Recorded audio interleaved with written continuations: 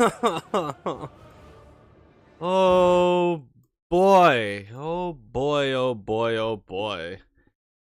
Uh Hello Nero. Hello everyone. Hope you all are doing well. I'm playing Paranormal Site right now. Excellent. I haven't actually bought it yet.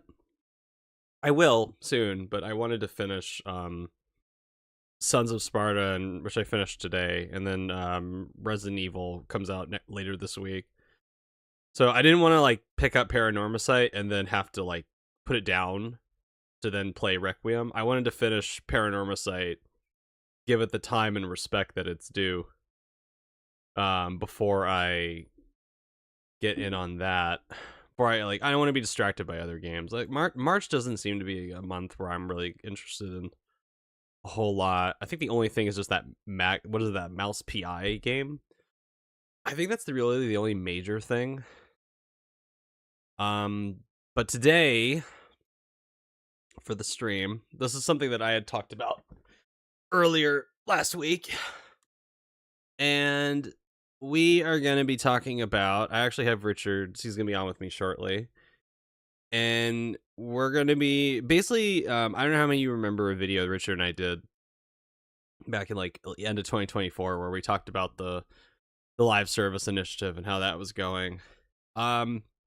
This is like a progress update on that, because there have been so many things that have happened, and of course, if you haven't been living under a rock this past week, the main reason why I wanted to do it now is because, hey Red Riot Robot, how are you, is because of the completely just out of nowhere bewildering closure of the excellent Blue Point games, which, yeah, we're at, I think this is like, because you'll see a lot of people arguing that, like, what are you complaining about? PlayStation is doing better than ever. They're making more money than ever. Maybe financially, they're like the best they've ever been. I mean, they like to crow about it, but culturally, hardcore fan wise, oh, we're at DEFCON 2 right now. Like, we are just, this is not good. I mean, and that's putting it very mildly. This is not good at all.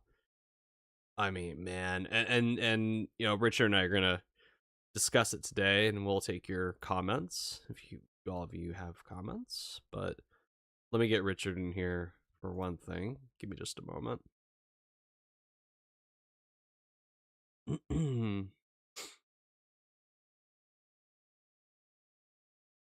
Oh boy. Hold on, you're on mute. Let me unmute. All right, you are alive, sir. Yes. Hello. Hello. Hello, Razors. Chat. Get closer to your And mic. yeah, yeah. Hello, Razors chat, and also thank you for having me as Yeah, you're always. welcome. Actually, maybe I need to bump you up a bit. Yeah. Let me Okay, say grab my something. mic. Yeah. Testing. Maybe a little bit closer to your mic. I mean, I'm as close as it can Oh, be. well then maybe it's my end then. Yeah. Okay. Oh, how are you, man? Like, Oh, you know, I hope I'm you're better doing. than I am. Yeah. Gosh, I feel bad for many diehard PlayStation fans, including yourself. Like I've been I've been following. I mean, honestly, if it weren't for you, I wouldn't be following everything that's been happening with them.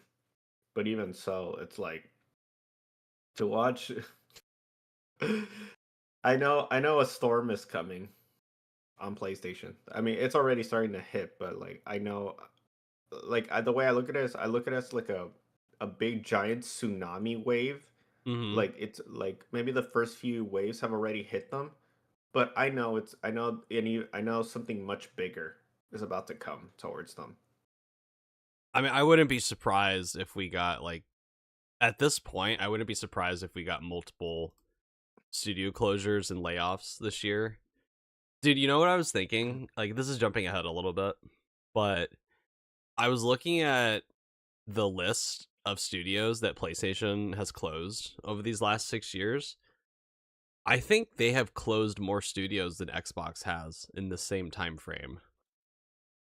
That is depressing Because I and think sad. the only studios that have actually closed under Microsoft. Let me go check just to be clear. I don't want to. I think I counted maybe like, let's see, because I made like a mental note of it, like a screenshot. Let's see. So over these past 6 years, they have closed one, two, three, four, five, six, seven studios. I put Japan Studio in there. I know it says they were like reorganized within PlayStation as Team Asobi, but like that's a closure in my mind because they lost so much generation. They lost so much institutional like knowledge and talent with that closure. I mean, it's just so like it's so depressing just looking at just that. I mean, I don't know man. what they were thinking. Well, they wanted I to don't know. save money. That's what they because so they could have more money for their live service thing. Gosh, damn. Yeah, well, I mean, it's Look how not that's going. turned out. It's not going very well. No, but I mean, let me look at Xbox. Let's see. So they closed. Da, da, da. Oh, it doesn't give me a year on some of these. I think Lionhead was before. Oh yeah, Lionhead was 2016. So they have closed. Let's see the initiative. I know they closed those two studios from mm, Bethesda. They closed Tango, or they tried to close. Well, does Tango count considering Tango survived but under a different publisher? You know, I'm gonna include it just because it's like you no, really like that counts. you attempted to close them. That counts. Even so, they're no longer with Xbox either That's way. true. So, Okay, yeah, you're right.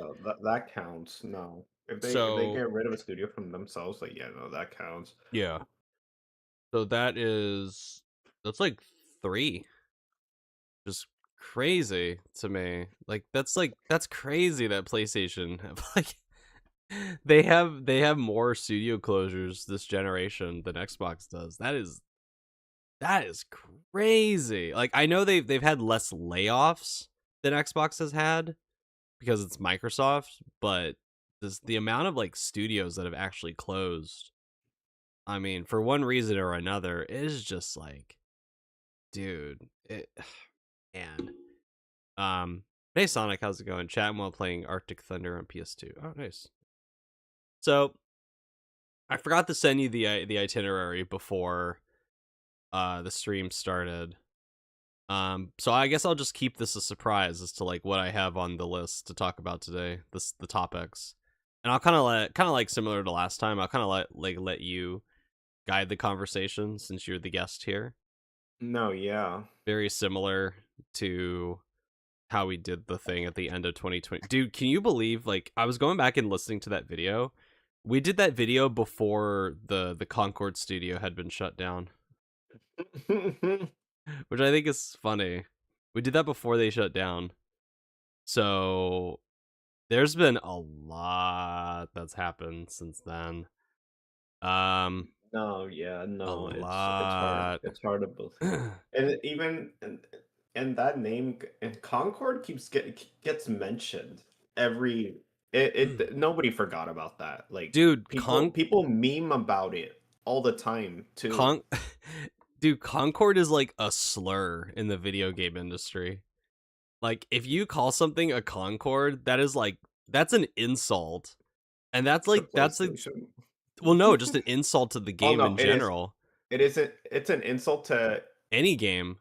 Yeah, no, no, you're not wrong. My Dude, I mean bad. you call a game what's a good example? You say this game is like High The guard. Witcher. No, you say if you by comparison if you say a game, this game reminds me of Kingdom Hearts 2. I mean, that's an enormous compliment because KH2 is considered one of the greatest games of all time.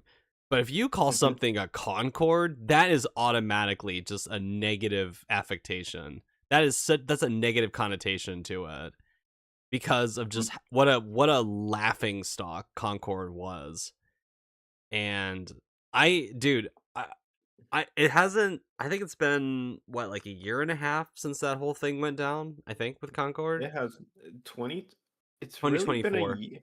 Mm-hmm. Wait, 2024? It was. Do you remember? It was a few. It was like a week it was a couple weeks before Astrobot came out, and Astrobot was 2024.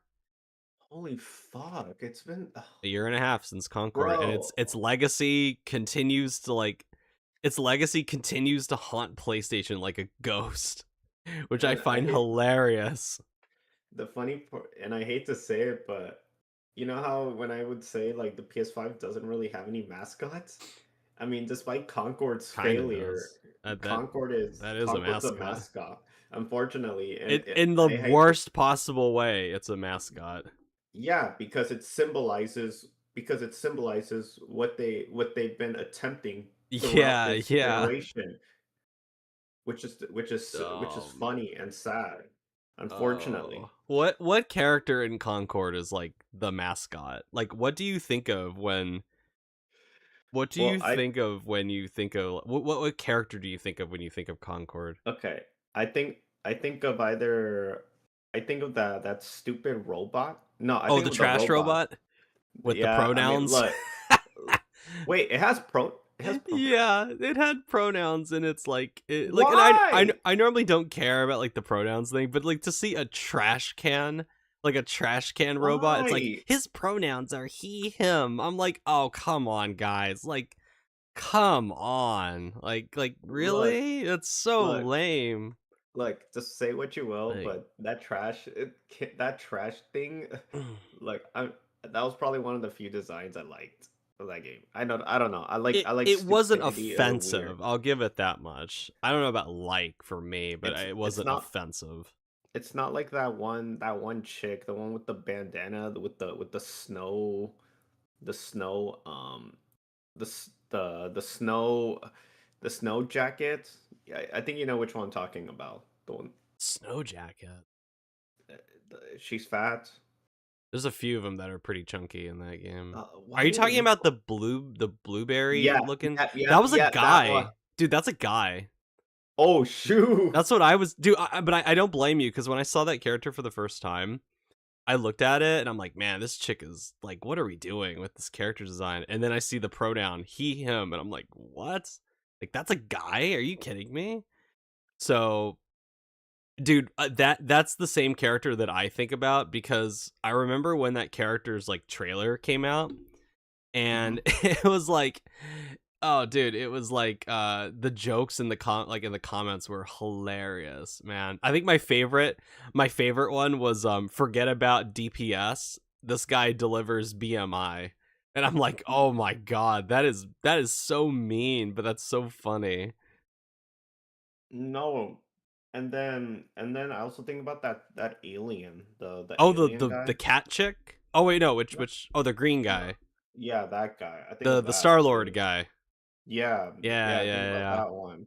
No, but gosh, damn it, fuck.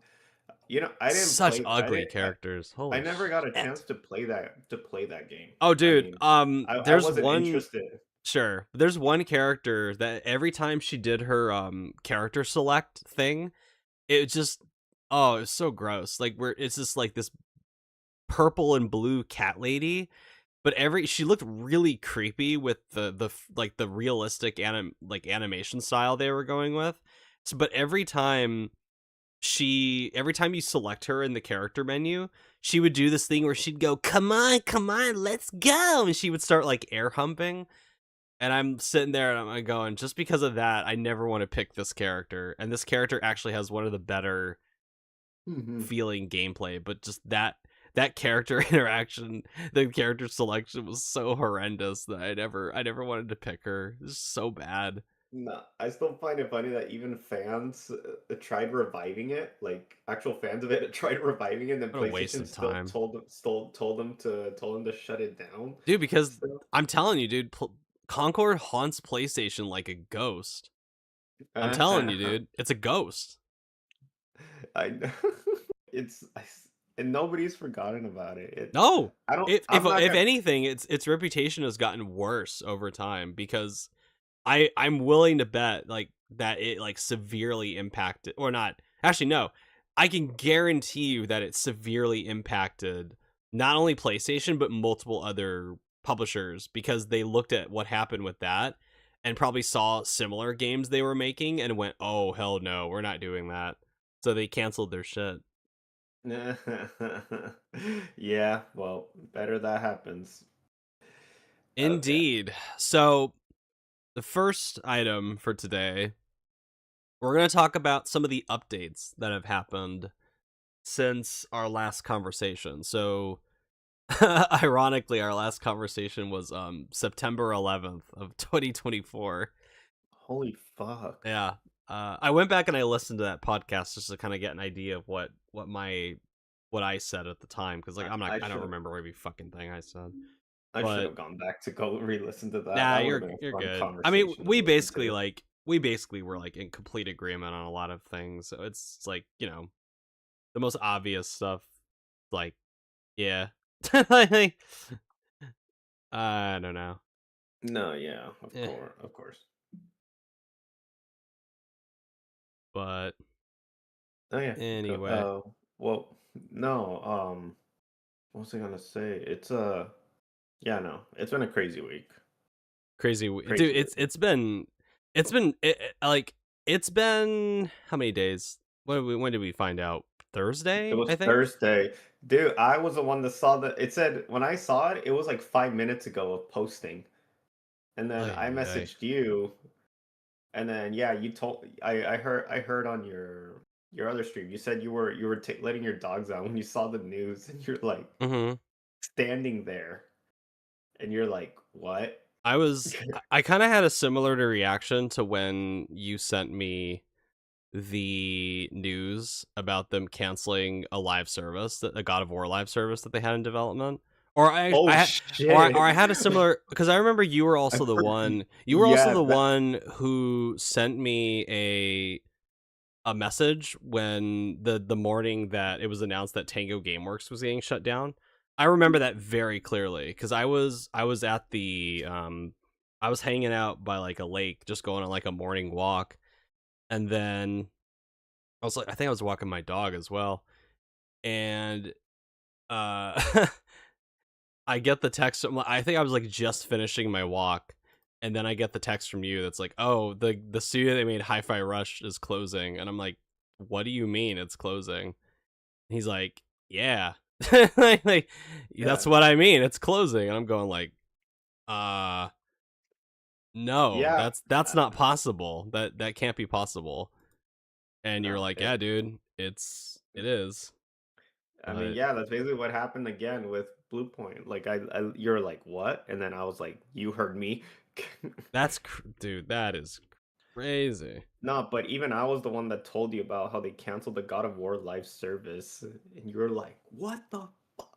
I know that, well, because I just, well, I mean, we'll get into this, but like, of all the things, and I've said this before, but all the things to give Blue Point, you give them Well,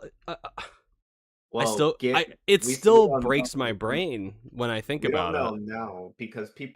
because apparently they said that I forgot who said, he said they said that that supposedly that they were the ones that pitched it, but at the same time, it's like it could also mean possibly that they asked them to pitch them that as well, but we don't know. We don't know the full story yet. I know things are still Well, developing. I mean, I think this is something I said in like one of my other like past videos after um Blue Point was announced to be working on the God of War live service. I think I said, even if Blue Point is the one that pitched this, Sony, like the higher ups at PlayStation, should have had the common sense to look at that proposal and go, no, just no. I no, that is not a project you give a 70-person team when they haven't made an original game since the launch of the PS3. That's not, no. That is not what you do. That is abysmal mismanagement. That is a terrible idea. Any dummy any armchair developer, anyone like us, hearing that would be able to immediately see all of the problems that could come from something like that and go, I don't think so. Like, I know you guys want to develop your own games, but let's start out small. Let's give you guys something a little bit easier to work with within your, your 70-person team, or Like to maybe, remake something. well, Just even if some they didn't want to do a remake, just how about you make something tiny? How about you make something like a little side game, like what they did Astro with, like, Astrobot. no, I don't want them doing Astrobot, but maybe something like, uh, uh, When I I don't meant by know. Astrobot, I meant like something on the scale of Oh, Astrobot. oh, oh, yeah, yeah, yeah, yeah, yeah. Like that. That's fine. Sure. Or maybe even a little bit less. Make it, like a neat little like 8 to 10 hour experience, like what Spider-Man Miles Morales is. Yeah, yeah, I yeah. mean, it's I just agree. to me, it's just common sense because there's all these people that like to defend PlayStation that make a side game like Sons of Sparta. Yeah, exactly. But like, give them something manageable. Just Yeah, give them something manageable. You yeah, don't give them a live, dude. Even a studio as big as Bungie has yeah, difficulty managing a live service, and they had like 1,000 employees at one point, and they still struggle to manage their live service. How do you think a 70-person team that has never had experience with live services is going to do? What do you, that's like setting them up for failure. yeah, This is why, like, anyone that tries to put the blame on Bluepoint, it's like, no, dude. A relationship between a publisher and a developer, especially one that has had a long history together like PlayStation and Bluepoint, it takes two to tango. You can't just say yes to everything that the studio wants. There has to be some kind of give and take. There has to be. That's just reality. So I yeah. don't I don't know who, and we'll get to this topic later, but I'm getting a little bit ahead of myself with that one. But um so anyway, let's talk about some of the updates since our last podcast. No, yeah. So brace yourself. This is going to be a very long list. And I'll let you decide where you want to go first with that. Okay. Let me just take a sip of water and clear my throat. No, yeah, Dude, totally, totally, totally. it's a long list. Okay, Pretty short. so here are the updates within PlayStation's live service thing, or just I've also added some like miscellaneous things in here that I think are important for the discussion for today. So updates since our last podcast.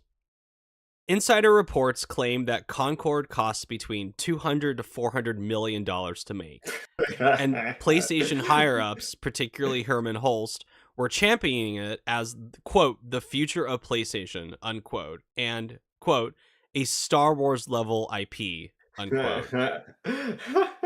Already a bad sign. Sony Interactive Entertainment announces the closure of Firewalk Studios, the makers of Concord, and Neon Koi, who were developing a mobile live service project, which they also announced by extension the cancellation of that project. Here's a sad one. Shuhei Yoshida leaves PlayStation after a legendary 31-year career.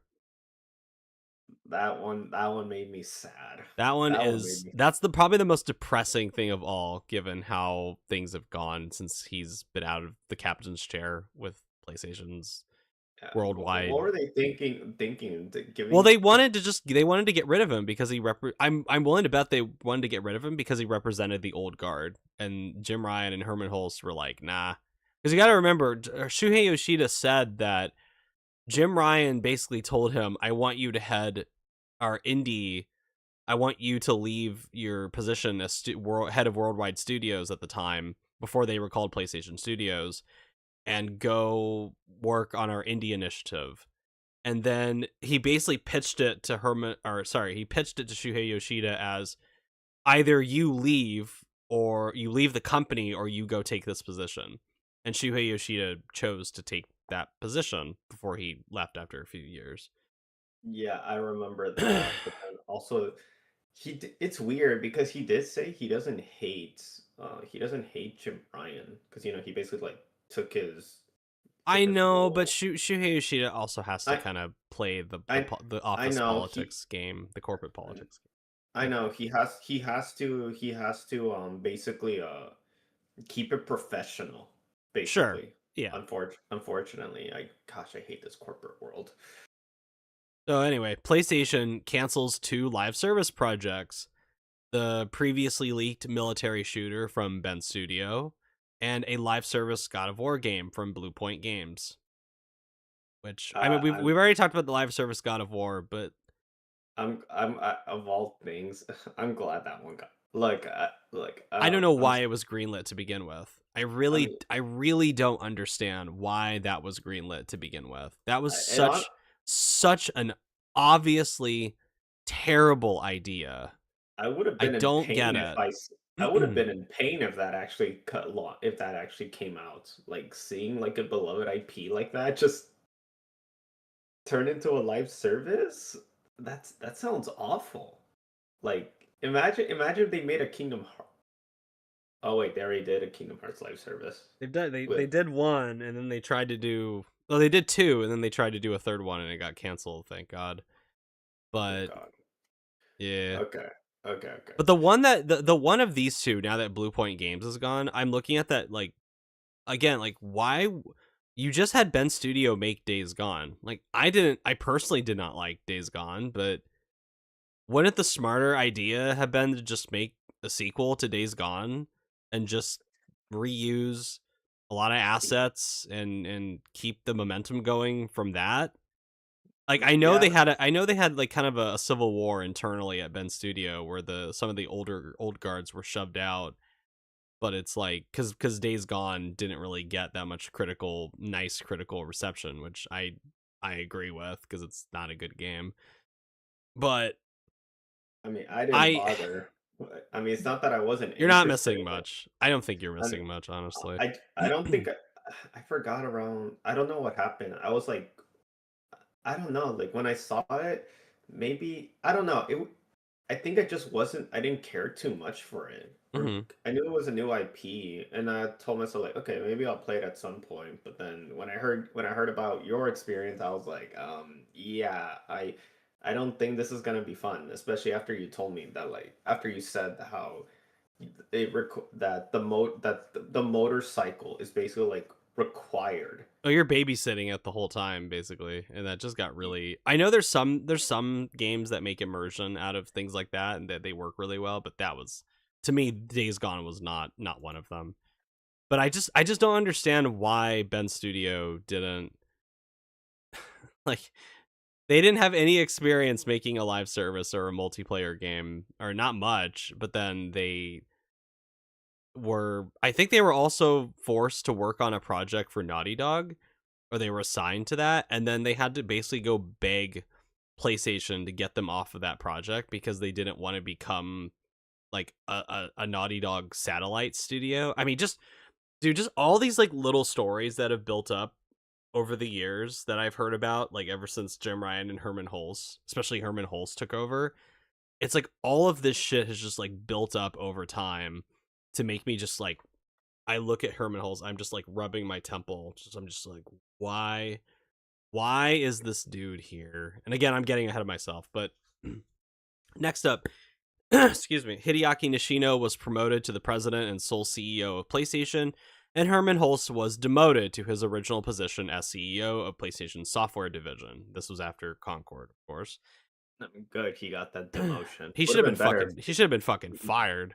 Yeah, say Should yes, have been fired. yes, No, I don't. No, I don't want a demotion. I want him fired. I want him gone. yeah, I want yes, him gone. yes. I would have wanted him fired This too, motherfucker but needs to no, go. So, next one. Team LFG and Dark Outlaw Games are announced to the world as new live service studio additions to PlayStation Studios, which I will say, I of don't. the two, I am more curious to see what Dark Outlaw is doing, considering Jason Blundell is involved and he was a big Call of Duty Zombies guy back in the day. So I don't know, maybe something's there. But then again, given Herman Hulse's taste, Team I don't even. LFG, from the concept art I've seen of their game, I know I'm not gonna have any fucking interest in that. That looks like I some no. that looks like I some don't. kitty fucking dookie. Like I don't care for it at all. no. Like I don't. I don't. Gosh. All right, here's one that makes me just like, why are you still here? According to insider reporting, Fair Games gets a very negative external alpha testing report. And as a result, studio founder Jade Raymond and creative director Daniel Drapeau depart from developer Haven Studio. Yeah, I. Oh, we'll get into Fair Games later. Don't worry. I got things to say about that thing. Where is Fair Games? Huh? Where's the Dude, new trailer? it's getting retooled behind the scenes. I bet it is, cuz I don't Or maybe I they're think this is remaking I genuinely think this is like an ego thing for Herman Holst at this point. I or know there's remake. the argument, and I've made the argument too, that they want to keep this team around because a lot of these people came from Google and they have a lot of like cloud infrastructure, AI infrastructure knowledge, and PlayStation wants to keep them around. What But the fuck? oh yeah, oh have you never seen I don't know why this is public, but they once made a presentation about how they're using machine learning to create cosmetics for Fair Games. And they gave an example. What? This is why I talk about the AI generated monkey mask. This is why I say that. There's a video of them going over the machine learning elements of their tech, and they talk about how they were able to generate like cosmetic masks based on like the machine learning. And I saw that and I went, why? Why? Yeah, Why? no. They gotta go. They gotta go. They gotta Why? go. They gotta go. They gotta go. I don't know. I haven't even seen gameplay, and I really Well, don't I mean, care. neither have I. I've tried to look, dude. I really like when it was announced that there was because according to the insider reporting, there were alpha tests that were privately sent out to select PlayStation players in the form of this thing called Project Hearts, but it was called Fair Games. It was Fair Games. It was just called Project Hearts. If somebody saw you play it like on the PlayStation profile dashboard and stuff like that, it wouldn't be called Fair Games. But according to that person who reported it, it's like a mix of some kind of like PvP battle royale / extraction shooter. That's kind of what Fair Games is apparently, or was in this alpha testing phase. And I guess the gameplay was not good. It felt very clunky, and it just I guess it tested very poorly with the people they sent out. And I really tried looking for any kind of leaks that had to do with that story. And because I thought there must be somebody must have uploaded gameplay to some random Reddit for or something. Like I really tried to find gameplay of this Mhm. test and I could not find it for the life of me. I mean, if somebody out there has footage of it, I would love to see it, by the way. Anyone out there who's going to listening to this right now or listens in the future, I'd love to see gameplay of this. Next up is this is the one positive one I put in. Or there's one a little bit later that's been like semi-positive, but Helldivers 2 is still doing extremely well, both financially and fan reception wise, and has maintained a very healthy and thriving player base. That's great news. However, however, developer Arrowhead Studios does not wish to partner with PlayStation for their next game and will self-publish it instead. That was a smarter move. I That agree. was a smart. I agree. I think it's much smarter for them to get away from PlayStation and self-publish this thing, especially now that they have the financial resources and the clout to do it. Honestly, I know they mentioned like Helldivers 2 in their financial reports, but I hate to say it, like if gosh damn it, like you said, like they were lucky with Helldivers 2. Hmm? Like if Helldivers 2 had failed, like maybe they wouldn't be bragging so much They wouldn't have about anything. They would have nothing to no show for this live service thing. No, yeah, no, but it's like, okay, yeah, you're bragging about this, but this isn't really a first. It's not first party. You just funded No. it. And it's clear, it's very clear that they did not, they grossly under, I mean, to be fair, everybody did. I think even Era had grossly underestimated how well it would do. But PlayStation, for them being the publisher, I mean, they basically, I feel like they sent this game out to die, and then it just exploded in popularity. I mean, it just exploded. Like I haven't seen anything like this in a long time with something like this. And I love No, that. I love that Helldivers 2, the game that PlayStation basically sent out to die and had like probably like the least to do with out of all of these other ones. That's the one that ended up being the success. And then now the studio that they bought, Bungie, they're taking cues for Marathon from Helldivers 2, which I think is just that's that's funny. I just find that very bitterly amusing. Speaking of Bungie, Bungie's Marathon suffers from a major art plagiarism controversy and an underwhelming initial reveal, and is delayed mm, out of its 2025 release. Let me finish up what I got left. There's not that many left, and then we'll go wherever you'd okay, like to go, okay, Richard. okay, okay. Destiny 2's new era goes very poorly with a lot of players, and the game is currently on life support. Actually, let me take a look. I'm curious. What's the current It's Steam player count? charts. Yeah, it's like around. It's hovering around like. It's a Sunday as well. It's hovering around like 15K right now. But dude, it's like it's. And they also, I forgot to write this down in here. They also announced that their next update, not expansion, their update is getting delayed to June. Oh, So yeah. Next thing, 2 new live services in the Horizon series are named and shown off. Hunter's Gathering from Guerrilla Games and Steel Frontiers from NCSoft.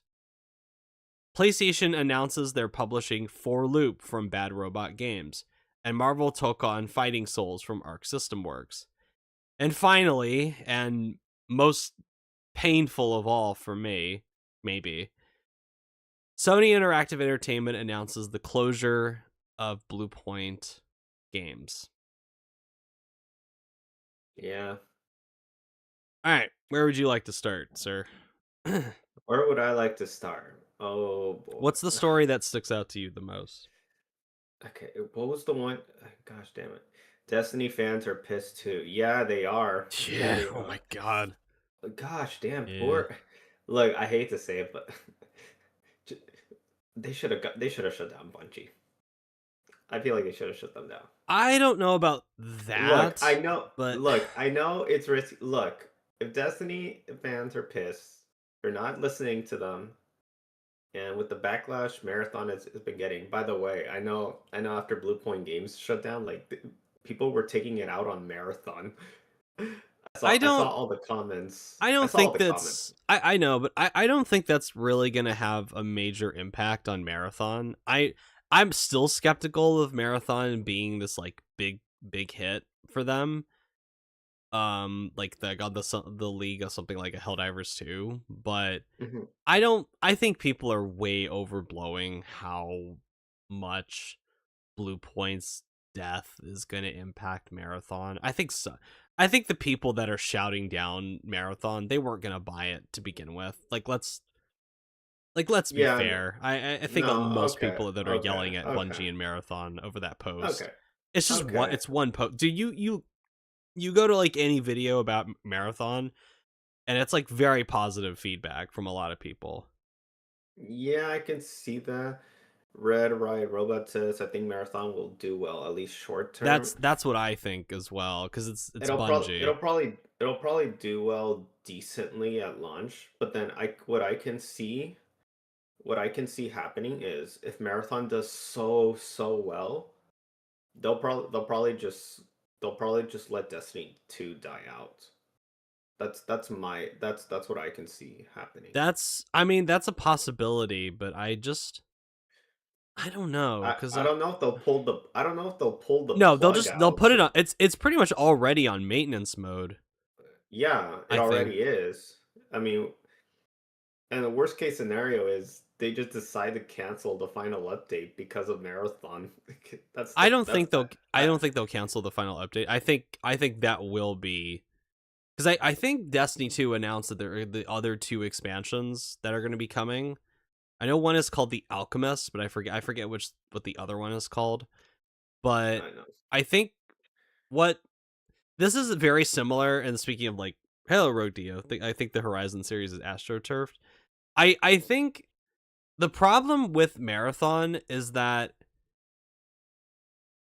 it's kind of like I say for Destiny fans, it's kind of a lose-lose situation because if Marathon does really, really well, because I think if Marathon does really, really well, like on the level of a Helldivers 2, Sony, knowing them, I think they're just gonna put all their resources into Marathon. Be like, why are we gonna support Destiny 2 when this doesn't really do much for us?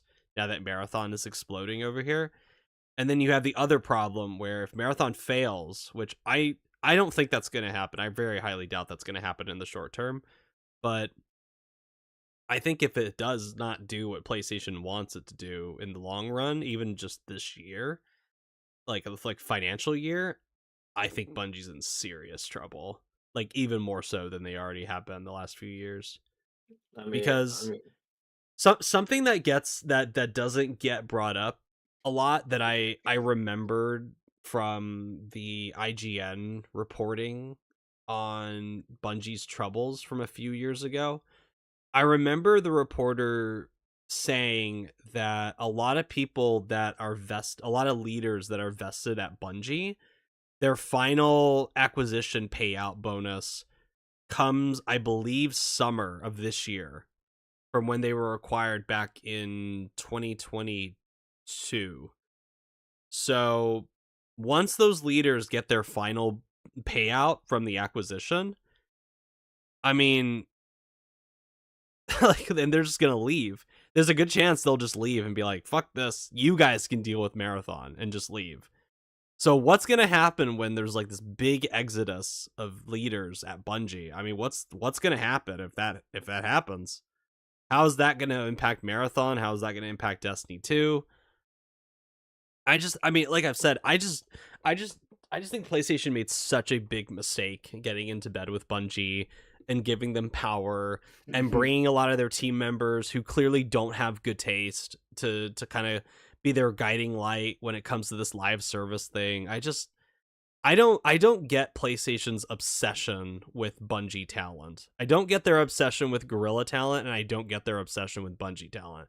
There seems to be this obvious bias within PlayStation right now over the last generation where they clearly favor what people from Guerrilla and Bungie have to say and kind of guide the direction of the overall company. And I don't get it.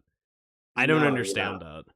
I mean, well, I mean, the name Bungie, I mean, sells to a lot of people, but a lot of people that are not like in the loop with the game industry, they're not aware that like majority of the people that made Bungie that worked on Halo, they're not even there anymore. Sure, but Bungie's legacy also has been narrative driven experiences and like mainly PvE experiences with, you know, the PvP stuff like Halo's excellent multiplayer and the Crucible in Destiny that's long been abandoned.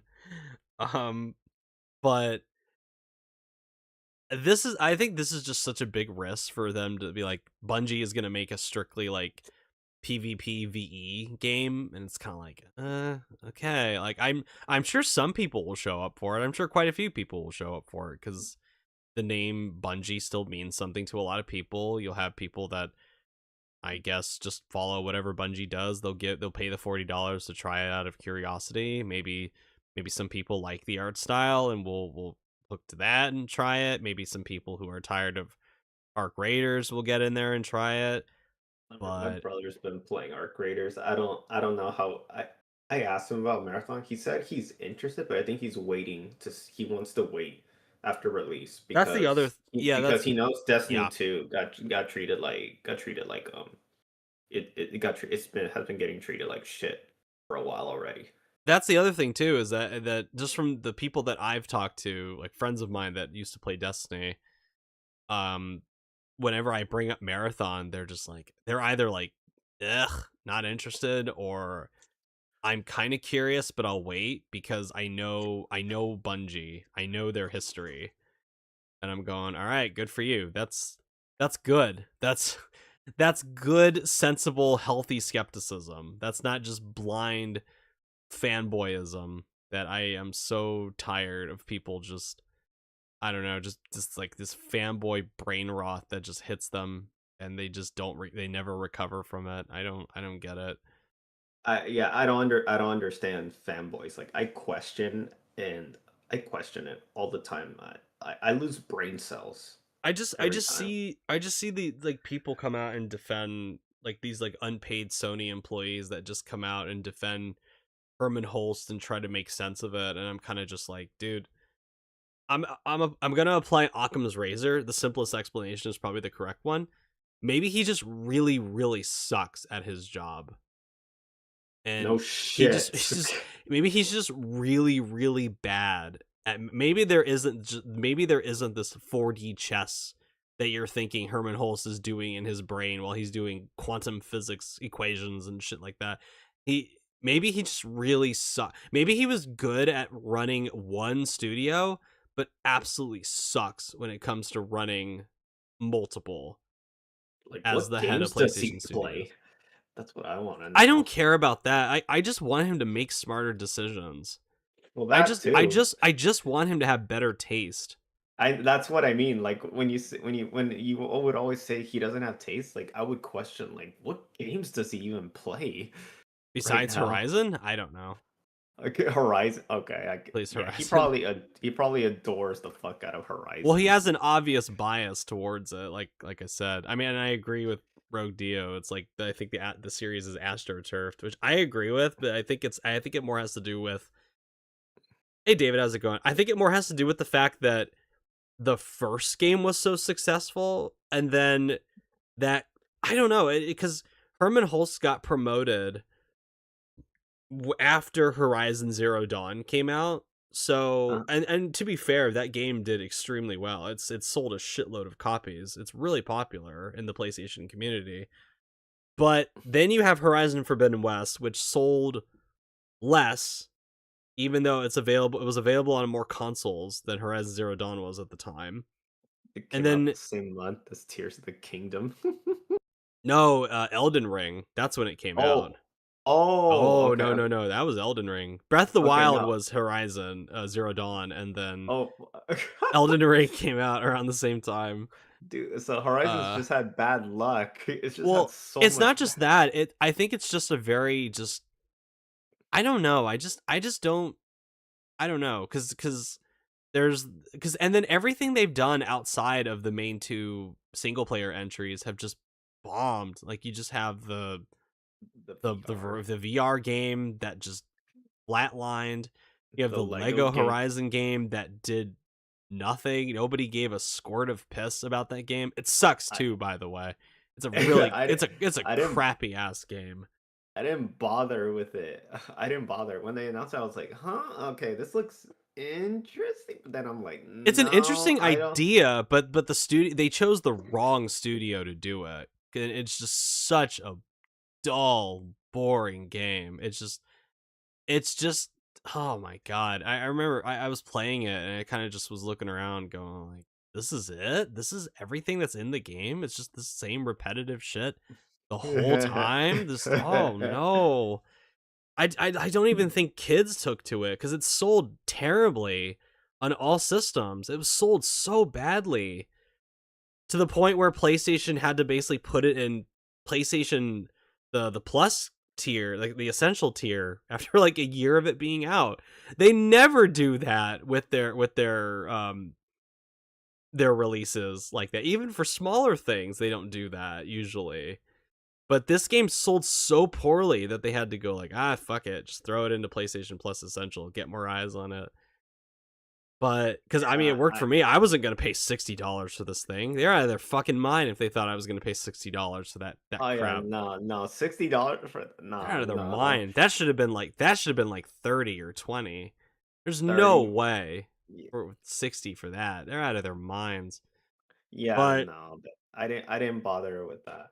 I'll say this, and we'll talk about Horizon later because of I got we'll talk about like Hunter's Gathering and Steel Rising or Steel Frontiers. But I will say I would have a little bit more faith in Horizon Hunter's Gathering doing well if the Lego game had done better.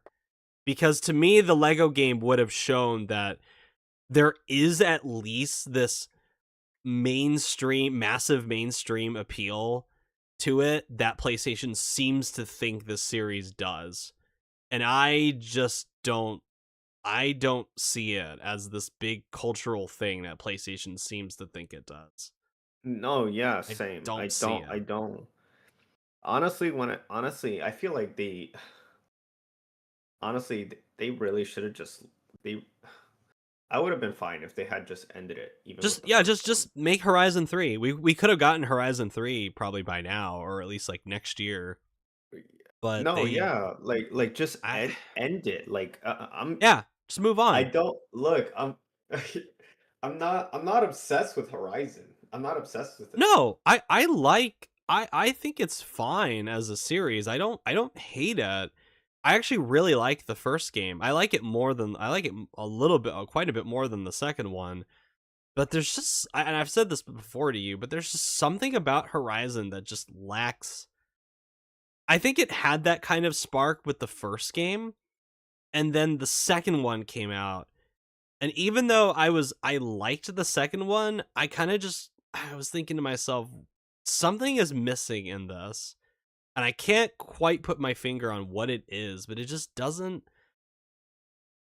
Yeah, have that spark that the first one did for me. yeah, it's weird. Like it's a weird case with Horizon. Like it's a great game, but then you're like you wonder like why does this not have like I guess like quote unquote It like doesn't so have the much same spark that Uncharted did for me. It doesn't have the same spark that God of War does for me. It doesn't. I know people are not gonna like this. It does not have the same spark that The Last of Us had for me.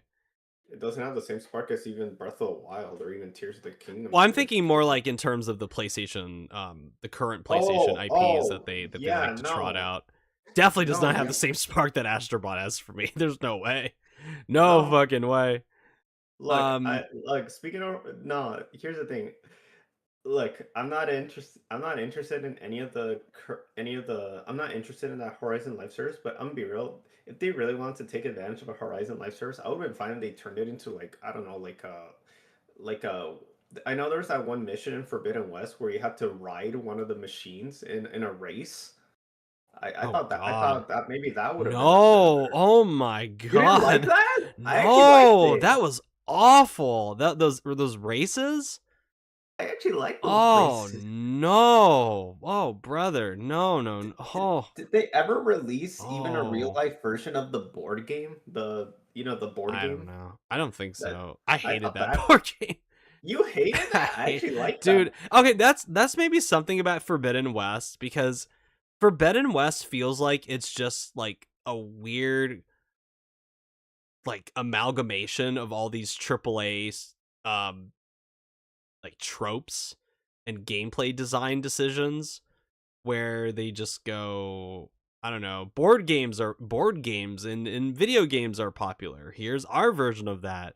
Races are popular in games. Here's our version of that.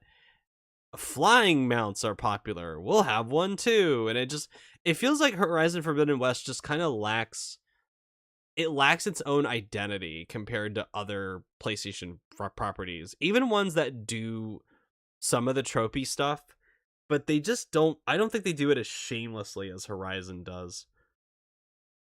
But Yeah. I I just I mean, we'll get to Hunter's Gathering, but was there anything else from this list you wanted to give a little bit more attention to?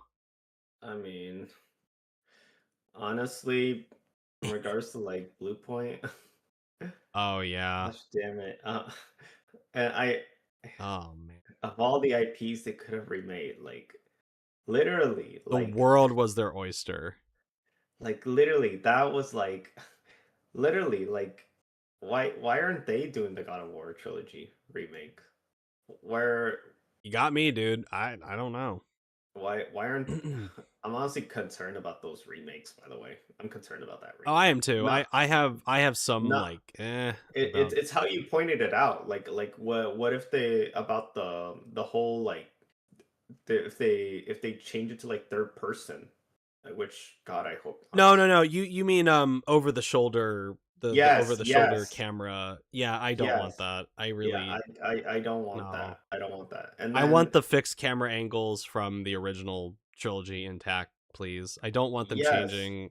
I don't want them changing how they use the camera as a way to give you the sense of scale when you're traversing the environments and the different creatures and stuff like that. Like to me, if they were to do that, that's such a I wouldn't be surprised if PlayStation did this because PlayStation seems to misunderstand a lot of things that make them popular. But that to me, removing the fixed camera angles removes it's like a fundamental misunderstanding of what makes those games, the original Greek trilogy, so visually interesting. If they do that, you know, goddamn well, those remasters on the PS3 are gonna go up in price. Yeah. No, but then Yeah. yeah, no, the Blue Point shutting. Oh my That's fuck! maybe the biggest like what the That's fuck the like that's the biggest fumble. that's the biggest shot in the foot moment. When Well, I saw it, especially I was like, what? I'm like, why? especially during a time where remakes and remasters are more popular than ever. You Yeah, have one of the I would make the argument they're the best, like the best remake remaster studio in the world, yeah, but you for some reason you can't for a whole year after that live service was canceled that never should have been greenlit to begin with.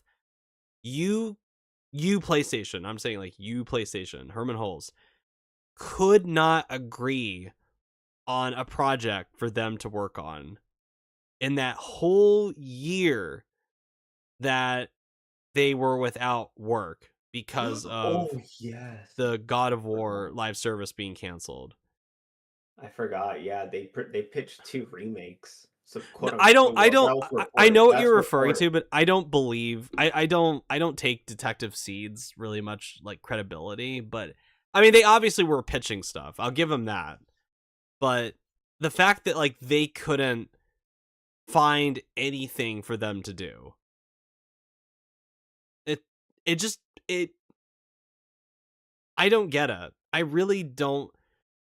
This is why it pisses me off when people try to justify their decision making on this and they go, well, Bluepoint was the one that pitched the God of War live service, and maybe what they were pitching was not very enticing to PlayStation. First of all, again, PlayStation should never have greenlit that God of War live service, never should have created an environment where something like that would ever get past them to be in active development. Hmm. And I'm sorry, Bluepoint remaking something that's worse than Fair Games? That's they see more potential financial potential in Fair Games in For Loop than they do in Bluepoint, their next remake and remaster, when remakes and remasters are more popular than ever right now because people are sick to death of a lot of these new games coming out that are not very enticing, so they want to go retreat back to the stuff they're familiar with.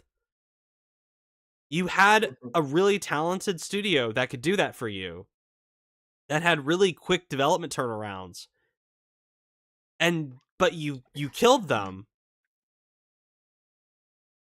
Yeah. It's like, even if they never got around to Bloodborne remake, like let's say they have some kind of agreement where Hidetaka Miyazaki has to be involved. Okay, fine. Would never do Bloodborne remake. Fine. Could you not at least update that game to 60 FPS on the PS4 or on That the would have like a been PS5 native version or something. people have been asking like if they're not gonna remake it, just Just yeah, just it I'm runs out of like blood. dog shit on the PS4. It's so like choppy, and I was tolerant of it back then, but like I'm never going back to Bloodborne until they fix the frame rate on it. Give me like a smooth 60 FPS version. Like the version that I see that can be emulated that runs at 60 FPS. I Holy I fuck! don't I don't understand why Bluepoint could not have been given that as something to keep their heads up while they tried to figure out a plan. That's Sly work. Cooper, That's something that people want. There is a demand for that. Sly Cooper. There's a I wouldn't even say Sly Cooper, but just the most this is my point. It's like PlayStation is just completely oblivious to the most obvious obvious things that would make them money. But for some reason the managers at PlayStation right now see more potential in throwing billions of dollars at Bungie and a return on investment that they'll probably never see ever. They throw money at fair games when that's such an obvious colossal bomb. They spend 200 to 400 million dollars on Concord. That is the biggest failure in PlayStation history. One of the Not just biggest video PlayStation game failures history, of all video time. game history. Right, It's arguably the biggest failure in PlayStation in video game video. history, modern Yep. video game history, definitely. And throwing more money at all these other studios, like to make these live services, like the 4 Loop that I just don't really see it. Team LFG, I eh, give money to 2 Horizon live services. You need 2 of those things. Ew. I mean, like I get it to an extent that they see maybe like fine marathon. Okay, fine. Maybe they see something in that, but that is not going to make enough money to get the near $4 billion they spent on Bungie. Like no way. I'll be very surprised if it does the numbers like they want it to. I think I saw somewhere from some reporting that Bungie or PlayStation or Bungie needed it to be like in the top 5 best-selling games on the NPD charts by the end of the year. That's kind of their expectation when it comes to Marathon. And Ew. like no, that's not going to happen. Not in a year where we're going to assumedly get Grand Theft Auto 6, not in a year where the sports games always come out, not in a year where other really popular games are still trucking along. That's not going to happen. That's I'm going to use this word again. That's some delusional shit. Yeah, But you're not wrong. but I just I've talked about this before as well, but I think it just speaks to how incompetent and impotent Herman Holst is as a leader. When you have somebody like that who's in charge, who's looking at something like Concord and then goes, that's the future of PlayStation right there. That's a Star Wars level IP. And I'm going, brother, like dude, it didn't take it only took a few minutes for the world to see Concord from that state of play, and everybody knew that like no, this is not it. How nobody internally with power saw this and just went like Yeah. how how like I don't know. how It's an ego thing. well that too. Like, do they ever do these CEOs ever set aside their ego? No, That's because what. like I've said, this corporate world might as well be a different planet to me. Yeah. I still can't. I know I've asked you this like multiple times. Like, are they Hmm. really out of touch? It's like Yeah, it boggles my mind. Like just how I it just boggles my mind I think so many times. It's this. like Oh, sorry. Go ahead. it boggles my mind that like you guys are you guys really this out of touch? Like, oh, Yes. oh my Yeah. god. Dude, I said this back in the when they had that infamous showcase where they announced Fair Games and Concord and Marathon and I said this like yes, they are that out of touch. Like that all the evidence that I've seen, especially since then over these last like 2.5 years, yeah, or almost 3 years, yeah, they're absolutely out of touch. They just I mean, here's the thing too. They don't even really I'm going to say something maybe controversial. I don't necessarily even need whoever's in charge to be like a big gamer and plays video games and whatever. I don't need somebody to be able to like talk to me about Kingdom Hearts or whatever. I don't care. I just want them to make smarter decisions. I want them to have I mean if they do play video games and they make smart decisions, that's a plus, but I'd rather have somebody who does not play video games than actually has a better eye or employs people around them to have better eyes than him and trust their judgment and they have like a good back and forth dialogue, a good working relationship. I think that is how that should be done. Where you don't have just you don't handpick a bunch of yes men and they just do whatever you tell them to do because they don't want to get fired and they just want No, to yeah. kiss your ass until they get a chance at a promotion. You need a good like it's that whole like toxic positivity thing where it's like you really need a company culture and they had this. I mean this is the thing and this is I mean unless you wanted to go over another one of these like updates in more detail, this leads us perfectly into our next topic that I have. Or Mhm. wait, I'm sorry. What happened? Sorry.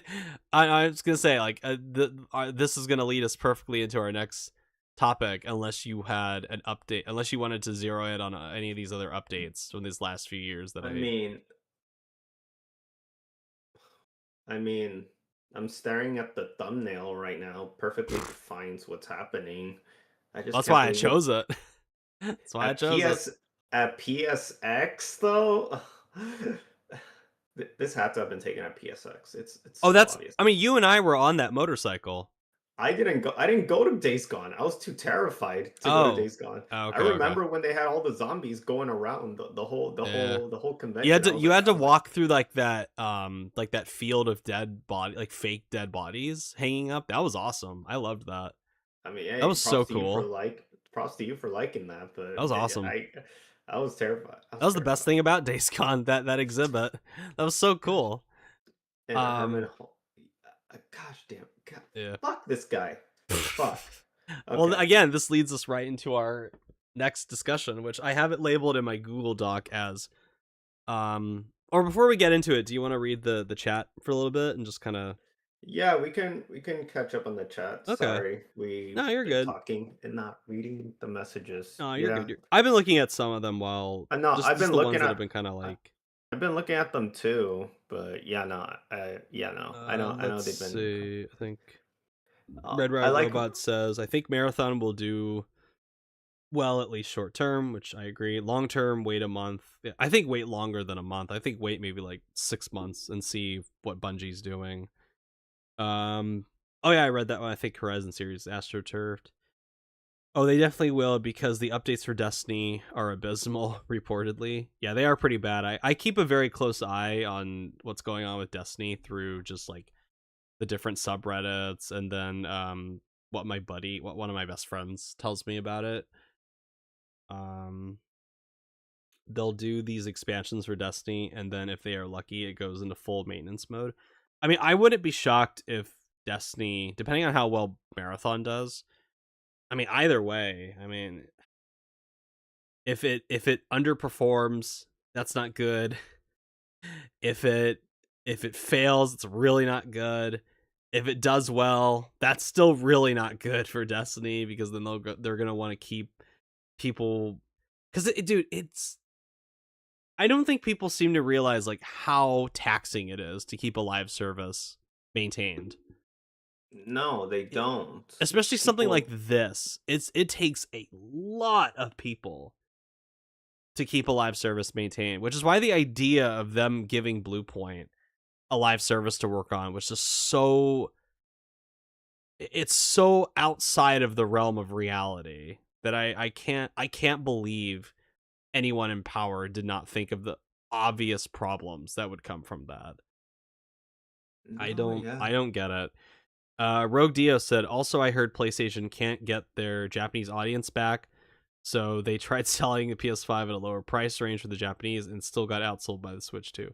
I mean, I will say at least they're trying, but it's going to take a long time if that's really what Hideaki Nishino wants to do. If he's expecting a quick turnaround, he's got another thing coming after like spending like damn near a decade bailing culturally on Japan for PlayStation.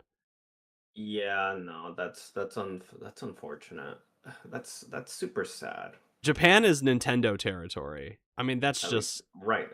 I mean, it's always been, but even so, like, there was some especially PlayStation now. around there at some point, but now, like, I don't think anyone wants a PlayStation. Nobody wants a PlayStation in Japan right now. Well, I mean, maybe some people might if they go Well, for that yeah, more yeah, the region locked option, which I think is a smart idea, but it just again, if they're expecting very quick short term turnaround, uh, they got another thing coming if that's what they think's gonna happen with that region locked model. That's not gonna happen. That's gonna take years to slowly crawl their way back if they're even successful at that.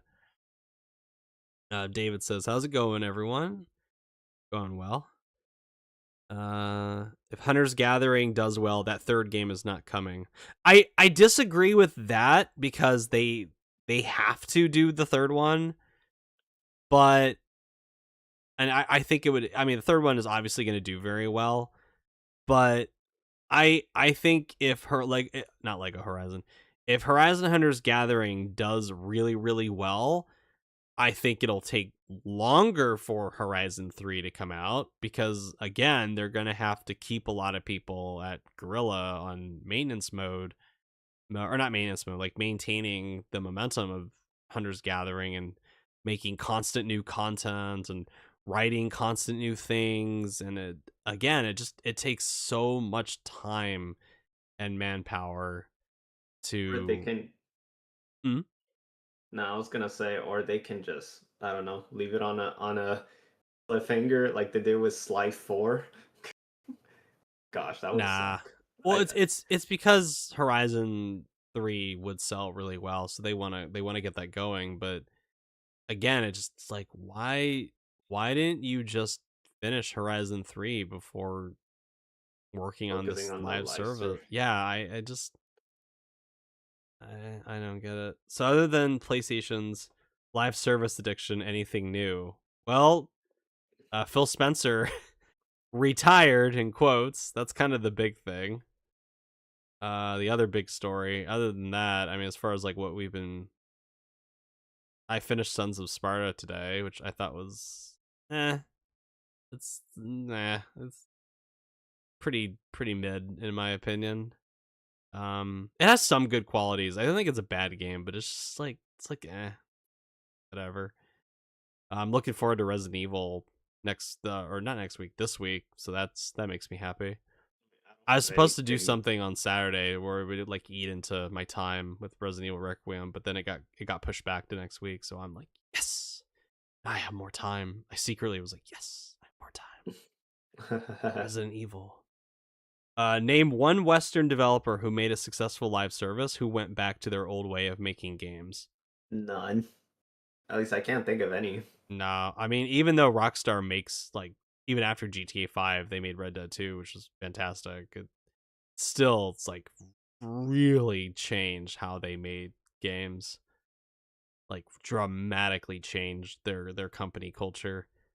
I mean Rocksteady as well, that Suicide Squad kind of ironically, like it's like a career suicide for that studio. um Mm. Redfall's developers got shut down. I will successful. I can't think of one that was successful, and then they went back to we're just gonna keep making single player because it's like what I can't even think of any like I can't think of any primarily single player studios that made a successful live service and then I can't think of I can't any think. either. I don't think I don't know there's if any. Rockstar really counts, but because they had GT4 online before. I mean, maybe that's maybe the only one I can think of from really stretching. Mhm, Yeah, I can't think of one honestly. mhm. Um, everyone would have been happy with Bloodborne. People were thinking it would have been a PS6 title. I guess not. I didn't have much hope in Bloodborne ever being, or at least like remade or remastered anytime soon, because again, it just seems like PlayStation is not very interested in that game for some reason. Even though that's one of their most, it's not even like it's a beloved game, but it didn't sell well. It sold way above their expectations. It sold really, really well, and it's considered today like one of the best games ever. It's a beloved PlayStation classic, and yet this new regime of PlayStation just seems, I don't know, it's like they just, I don't know, they just don't know, I guess. They just like, what's Bloodborne? I don't know what that is. Judgment got 60 FPS on PS5 when it was remastered. Oh yeah. That's right, that's right. You Um want some Roblox? that's the other thing too, is that it's not just PlayStation wants their Fortnite anymore. They want Roblox, and Red Bright Robot's exactly correct. They want that like massive, massive, constant money printing platform that is going to get them tons of active player, like hundreds of millions of active players, and spending lots of money on the microtransaction shop, and that's what they want. That's the shit that they're salivating over the idea of. But they can't even, I mean, they're trying to chase like a Roblox or a Fortnite, like this platform. They can't even, most of the time, they can't even get just a normal multiplayer game off the ground. So I No, don't they know can't. what. I, you know what? Ironically, I think the thing that would have been their best chance at success for this platform would have been PlayStation Home. That's what I was thinking just now Well, too. I mean, I've said this before, but I think if they had actually made it during the, like, if they had really had enough foresight and made it, like, started it at the beginning of this live service initiative, and they were a lot more careful with the projects they had chosen instead of going gung ho with fucking 12 of them, they could have picked maybe like 3 or 4. And if I was in charge, I definitely would have done PlayStation Home and released that, like, as like a 2D slash VR hybrid, and try to compete with things like Second Life and VR chat and stuff like that. And I think that would have done really well, especially if they had released it like around the COVID era, and like maybe like a year or so Oh, afterwards. COVID era would have been perfect Or timing. be like a like you get it going for like a year before the PSVR 2 comes out, and then you use that as like, hey, we have a VR2 mode in um PlayStation Home, and now you guys can enjoy it both 2D, like without the headset, just walking around like the way it used to be, and you can now do it in VR chat as well, like via PlayStation VR2. And I think, I mean, I'm not a, I can't peer into an alternate reality where that happened and say for certain, but I think that definitely would have had a better chance of success than Concord. Oh yeah, totally. I mean, that's the thing too, is that it's like they keep rejecting all of these, like they just don't have any kind of like vision or imagination, these people. And then anytime they reject a pitch, it's like I have to wonder, like, was that pitch any worse than Concord or Fair Games? Or like spending all that time on The Last of Us Online, and then spending like hundreds of millions of dollars on that, and then not even releasing it, and just doing like a ton of splash damage to Naughty Dog, one of your premier studios. It's like, dude, like, anyway. Like, I know those gaming finance guy on Twitter are how Sony execs think, even if it always makes my skin crawl. I mean, that's definitely how they think, where they're like salivating over this. Like, we want our platform, we want our Roblox, we want our Fortnite, but and we're gonna sacrifice 19 different studios and games if it means we get that one game that hits. But so far, they're not even like, they're like one for, like, their betting average is their batting average is something like, I don't know, like 1 out of 12 right now, 1 out of 13. And That even then, twisted like, metal. That twisted metal and should have well, that stuck was one of around. them. But like Helldivers 2, it's great and all. I love Helldivers 2. I love it to death. It's probably my favorite multiplayer game of all time. But that is not what PlayStation is looking for.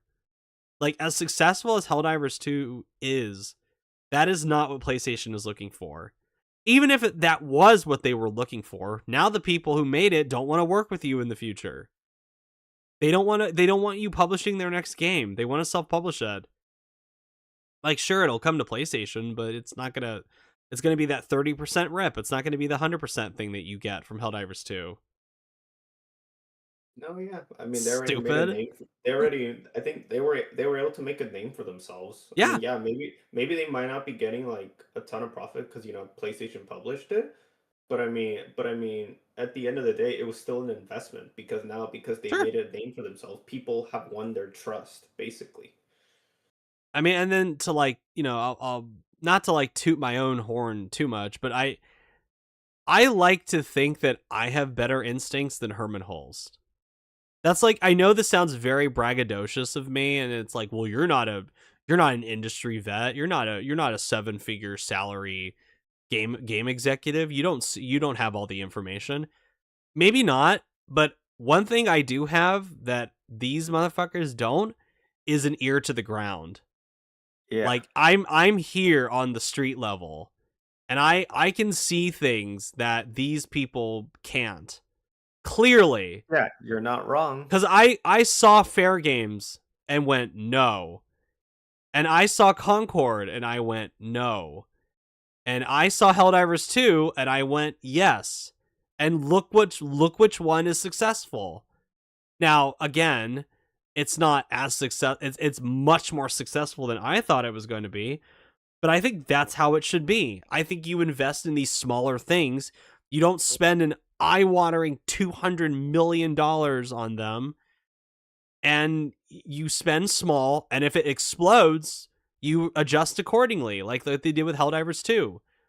You try to tackle like weird niche things that people aren't doing.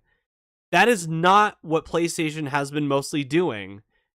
Almost everything they've done is just trying to chase a trend, trying to chase another game, trying to chase a fad, trying to chase an art style, trying to chase the success of a different type of platform. And it's like, that is not how you're going to do this. Like, that's just how you're going to burn through money and piss off your player base over time.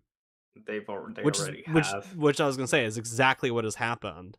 I And it's mean, exactly what I said was going to happen like 5-6 years when this whole thing started. I said, like, this is not a good idea. Please, God, do not do this. they already lost me.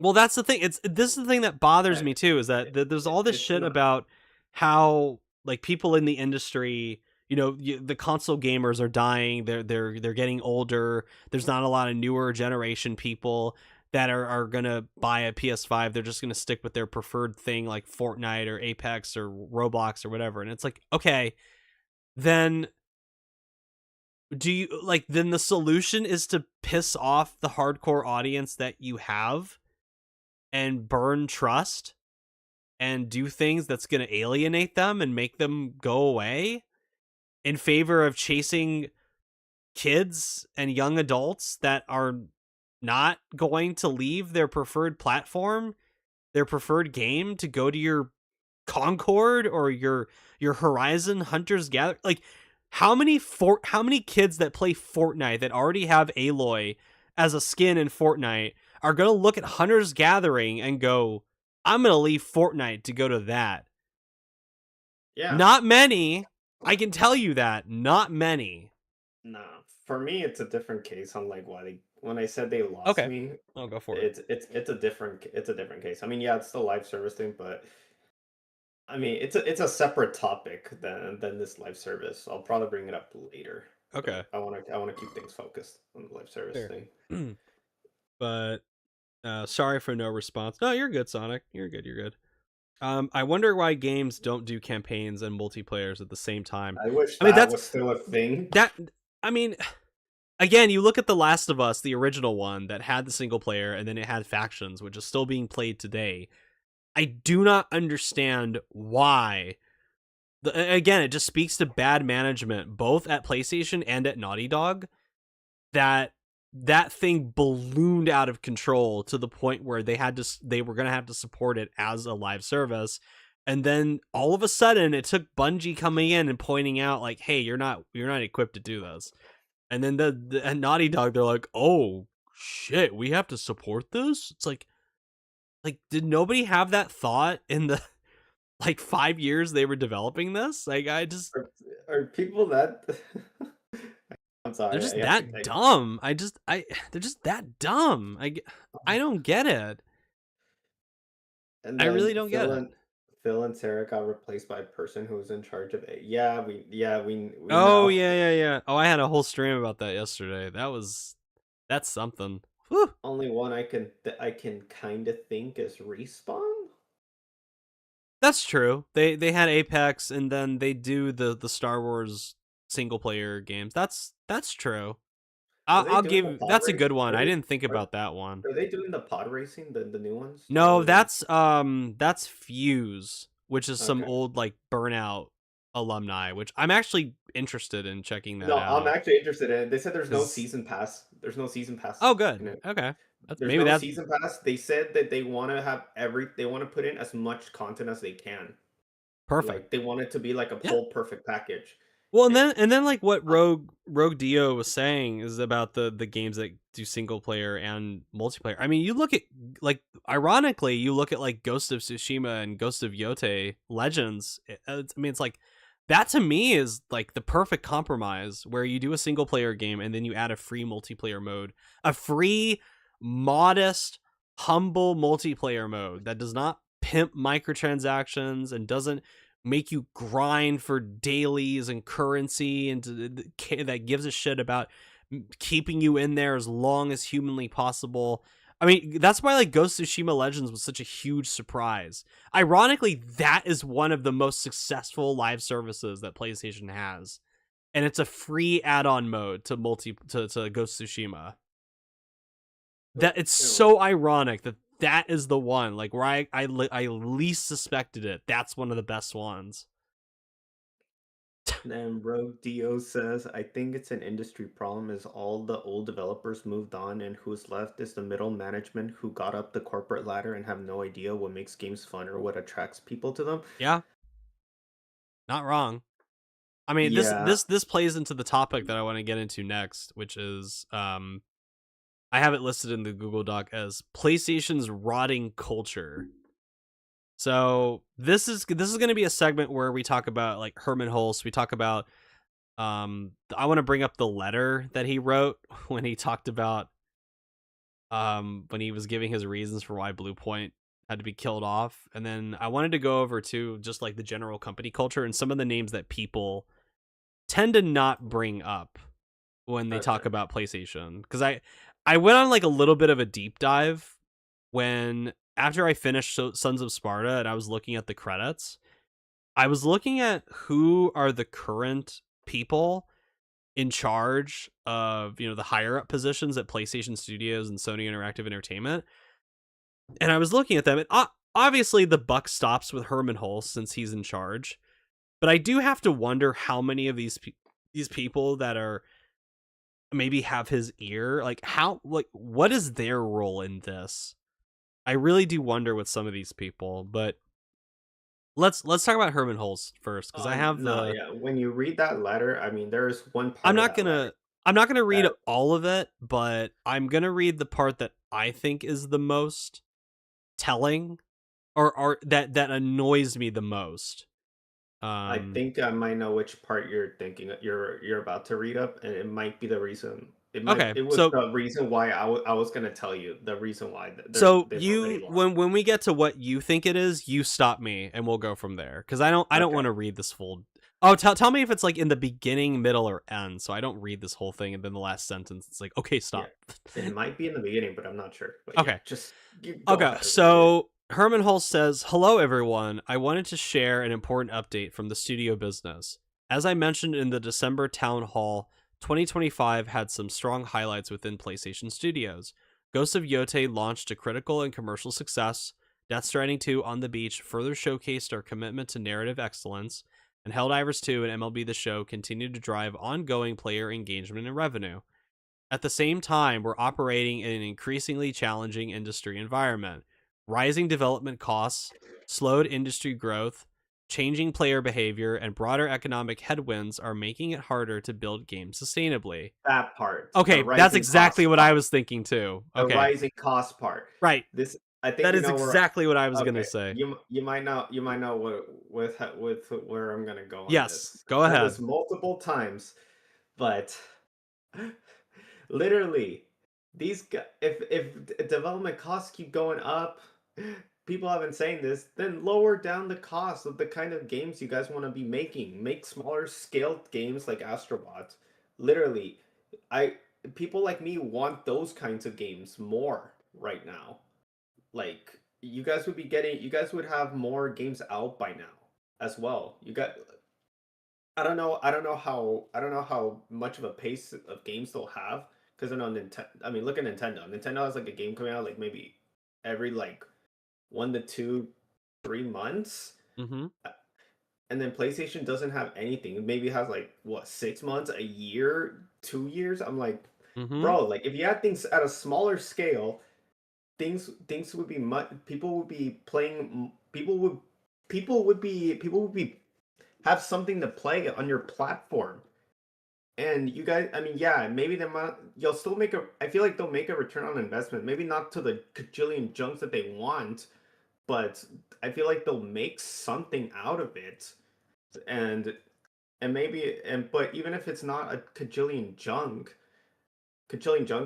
of money they make from one single game, I feel like they can still make some decent, some money back if like, okay, let's say they release 4 games or five games in a year. Small budget games, they all make profit.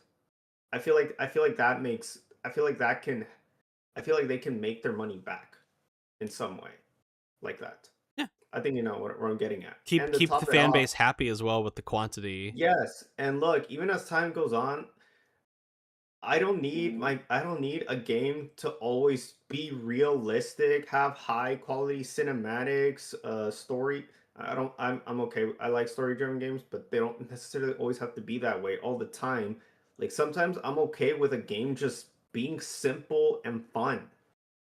Like I want those kinds of games right Even now. examples like Expedition 33, they have like very obvious graphical blemishes that make it obvious that it's a smaller budget title.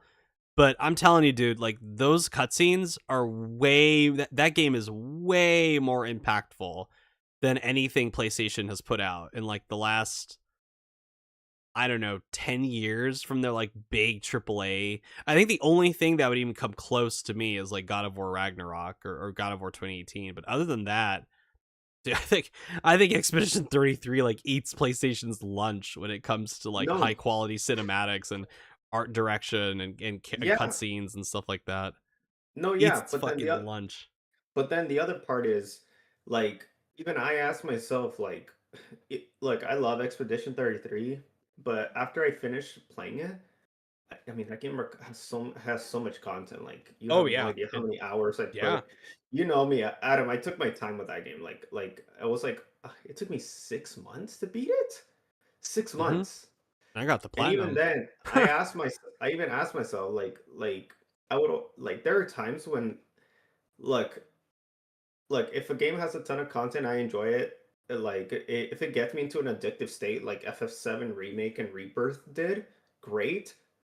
But I don't need a game that takes 100 or even 80 hours all the time to complete because I just feel like it gets too long. Like if a game is too long, like I just feel like the average player like wants to like stand up and maybe play something else, but then because the game is still taking they know they still have a long ways to go in a game. I feel like they're I feel sometimes I feel like it might be I feel like it can become a chore sometimes.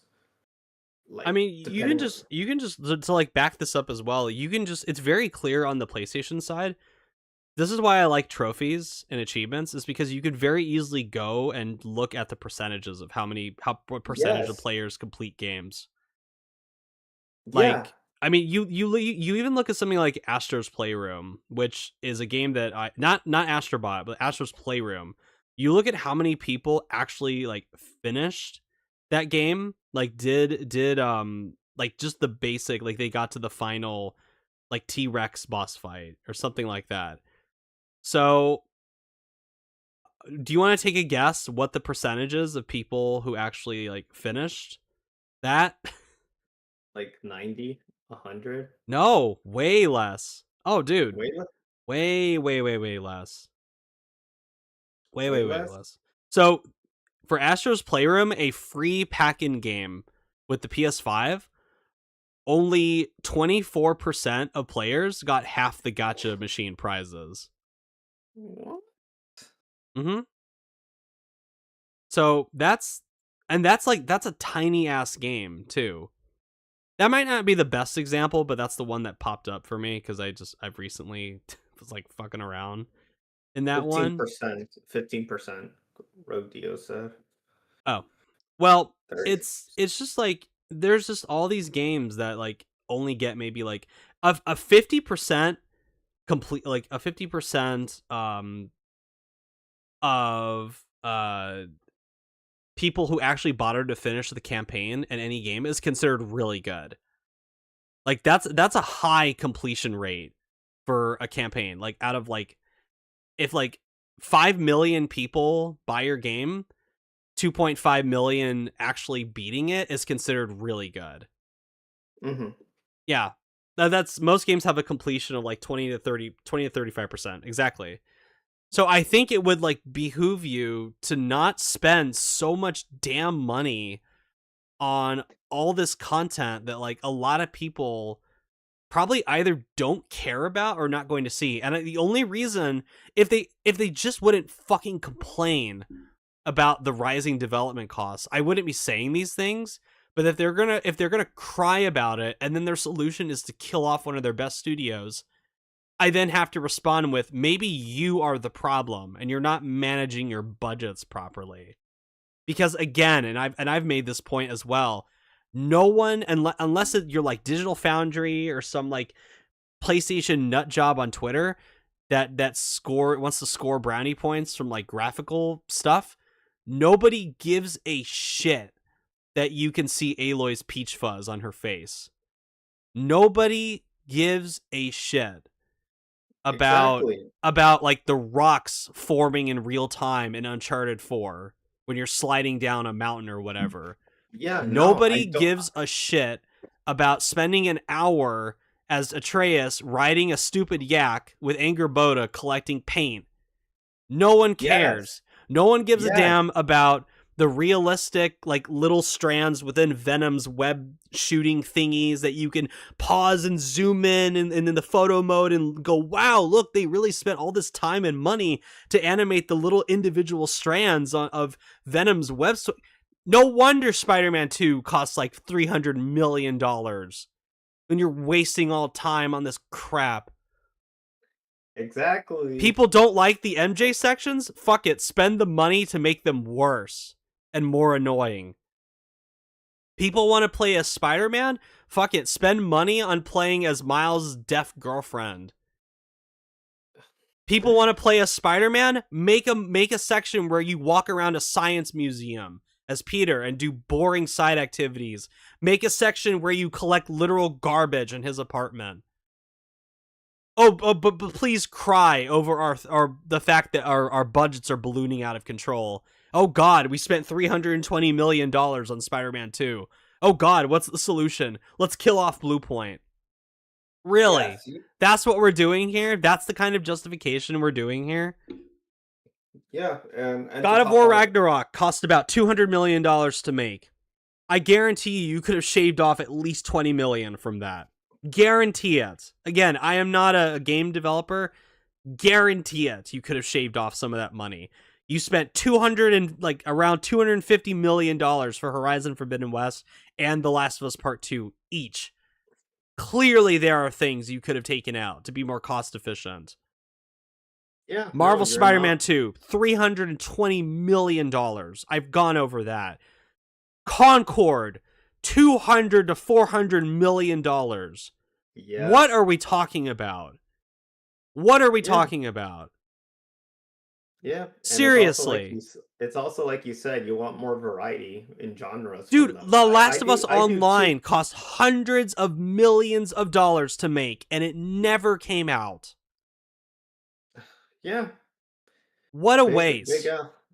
But yeah, no, no. the solution is not to change how they make games, not to cut down on all the fluff and bullshit they put into them, but it's to close really damn talented studios. It's to fire people who had fucking nothing to do with it, massive layoffs at studios, and just an overall decline in their like culture and output. That's the solution. It's so Yeah. ridiculous. Yeah, and with the lack of other genres. I mean, I know they've been focusing more on story driven, but the lack of genres as well, it's kind of driven me away from this brand. Like you've seen me like Sorrows, I'm happy for those that are excited. I know you're excited for that, but I'm not. Like I, I I'm just don't telling you, care. dude. Even already Saros, like I'm looking forward to it, but I look at it and I'm going like, why did you have to hire a Hollywood actor as your lead? That was probably 10 million right there, maybe. I'm not even interested in Intergalactic from what I saw. I know we haven't That's like seen another one that exactly. I look at Intergalactic and I'm just like, why did it's like I haven't even seen gameplay and I already look at the trailer and I'm going like, why did you spend all of this money on things most people don't care about or things that are so unnecessary?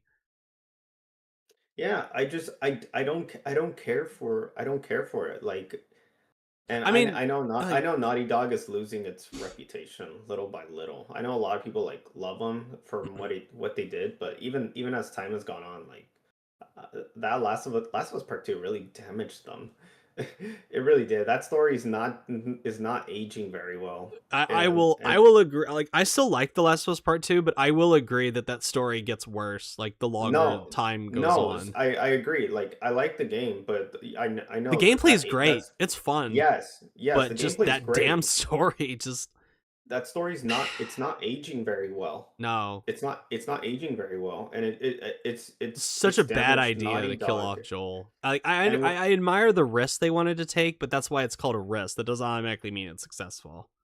well, yeah, and then you know with the TV shows, Oh yeah, yeah. and then and then to top it off, with all the with Intergalactic, like I don't know what I forgot what John what how did they describe it? What kind of It's game like is a it's science fiction, I would imagine like semi open world kind of thing, I yeah. guess. Look. I'm be real, like I'm exhausted by these long as hour games. That's not my problem. My problem with Intergalactic, just from the trailer, comes in the fact that I see that they're using the fucking like Adidas. They're getting Adidas, so they have to pay Adidas for the logo. They're using Or Porsche logo, so they have to pay Porsche for the logo. yeah, that They're too. already getting like high quality TV and Hollywood actors like fucking Kumail Nanjiani, the world's most annoying Pakistani, and fucking Tony Dalton in there from Better Call Saul. And it's like, did you really need like Hollywood actors in this? I know like Neil Druckmann's like obsessed with Hollywood after working on like the Last of Us TV show, but again, it all of this shit just eats up cost. And then PlayStation wants to complain about how much money they're having to spend to make games. It's like, okay, I understand that it's not going to be cheap to make a game like this, but it's like, stop hiring these Hollywood actors. Don't put stupid ass brands in Intergalactic. Like I don't know. Like I'm very like even more like even despite everything being long, it's like as time goes on, like you know me, Adam. Like I want to play smaller games, but I also want to play my backlog too. I know I'm probably most likely never gonna finish my backlog even before I die, but like there's so many games on my backlog that I want to Sure. enjoy playing. Like I want to enjoy playing, and right now because like even right now there isn't really much that I'm looking forward to right now that's coming out. I mean, well, besides Mouse PI for Hire, right? That I'm does look actually looking. good. That looks pretty cool. I'm looking forward to that. Tomodachi Life. I'm looking Oh forward yeah, to. I'm getting that. Pokopia, I'm on the fence right now. Eh, I'm on the fence right now. It looks uh, great, but I don't know how to feel about it. But other than that, it's like I but just to tie it, give me sure. something simple that'll be fun to play from beginning to end. Doesn't require so many hours, so I can move on to the next thing. And again, Simple. like to your point about these smaller games too. I have I have an article up, and I forgot about this, but when Miles Morales came out, it did really, really well for PlayStation. Like one of Yeah. the like a huge return on investment. Where that game sold as of June 2023, according to the leaked documents from the Insomniac hack, it sold about 14.4 million units worldwide as of June 2023, turning a profit of nearly $270 million on a 242% return on investment. No, yeah. I Why like you Miles couldn't have Morales. Bluepoint make something like that? I'm not saying it's going to get the same kind of results, like the exact same, but I'm telling you, dude, like uh, they wanted to work on an original game. It's like, okay, then guide them to work on something small. I don't know, like something that doesn't cost an eye-watering $200 million. Give them a chance to prove themselves on something that costs maybe like 50 to $100 million. I don't know. Yeah. And then going back to that letter from Herman Hulse too, where it's like, oh, it's increasing challenging environment, rising development costs, slowed industry growth, changing player behavior, and broader economic headwinds. It's like, I really doubt you spending $4 billion on Bungie and keeping them sustained is looking good on your books. I really doubt spending hundreds of $1 millions on The Last of Us Online only to never release it did well for you. I really doubt Concord's failure is doing well for you. I don't know why you're doing the sunk cost fallacy on fair games right now, but that's maybe something you could get rid of, and that would stop working in Montreal like Quebec is really expensive. So I don't know, man. Like, and that's the thing with like Herman Hulse too, is that I think this is just like a bad. It's like the line in Game of Thrones where it's like we've had vicious kings, we've had idiot kings, but I don't think we've ever had a vicious idiot before. And I really see Herman Hulst as like that vicious idiot, where he's like he Yeah. has no taste and he's bad with money. Yeah, you're That's like that's a lethal combination. And like, sure, I'll say this about Herman Hulst, and this is the same thing that I said about Jim Ryan. I've said it before. I don't think everything Herman Hulst has done has been bad. Most of it has been bad, definitely. But I mean, the Astrobot, he shepherded that. That's fine. That's great. I love it. It's one of my favorite games of all time. He continued the relationship with Kojima after Andrew House left, gave him the source code for their Decima engine. That's great. He worked towards making the Decima engine more prevalent within PlayStation. That's great. I love the Decima engine. That's great. Everything else, total failure. Total disaster. Mm-hmm. Just bad with money and bad at taste. So Yeah. that's like I just, and I've said this, I have this as a note in my document. Any culture that exists, this is why I said PlayStation has a rotting culture. And unfortunately, the person that needs to go for starters is Herman Hulst. I don't think he's the only one that needs to go, but he needs to go. Oh yeah. It's time. He needs to go. This is a horror show. This is like he and Jim Ryan have poisoned PlayStation. They have done generational damage that I don't think is going to be rectified. for a long time, if ever. Yeah. And any culture that exists that promotes things like Concord and fair games, but ignores beloved IP like Bloodborne and kills a team like Bluepoint is completely rotten. It is rotten to the core. The wrong people are in charge, and something dramatically needs to change. And So, Herman Hulst going, that's just the start. oh yeah, yeah, yeah. Something needs to change. Give us some stupid weird games like that stupid suggestion I gave you the other day, Last of Us cart. It's not just but Richard, it's not just that. It's I think the whole culture within PlayStation needs to change. Yeah, no, yeah. Because we're not going to get It's not. things, we're not going to get weird, fun ideas that might be a success if you have these boring eggheads still in charge that either don't want to challenge Herman Hulst out of fear of retribution, or they agree with him and they're like, yeah, Concord looks great. That's the future of PlayStation. Again, Well, anyone who says things like that should not have a place at PlayStation. I'm well, not going to yeah. sit here and say that people like Jack Trenton and Andrew House and Shuhei Yoshida and Sean Layden were perfect. They were far from perfect, but the results speak for themselves. Yeah. Like the mid to late PS3 to early PS4, mid PS4 era, in hindsight, that was like a golden era. Wasn't perfect, but that was a golden era that was a utopia compared to what we have now. And Oh yeah. I mean, Shuhei Yoshida, shit, famously, he called Demon Souls crap the first time he played it. The godfather of the Souls-like genre.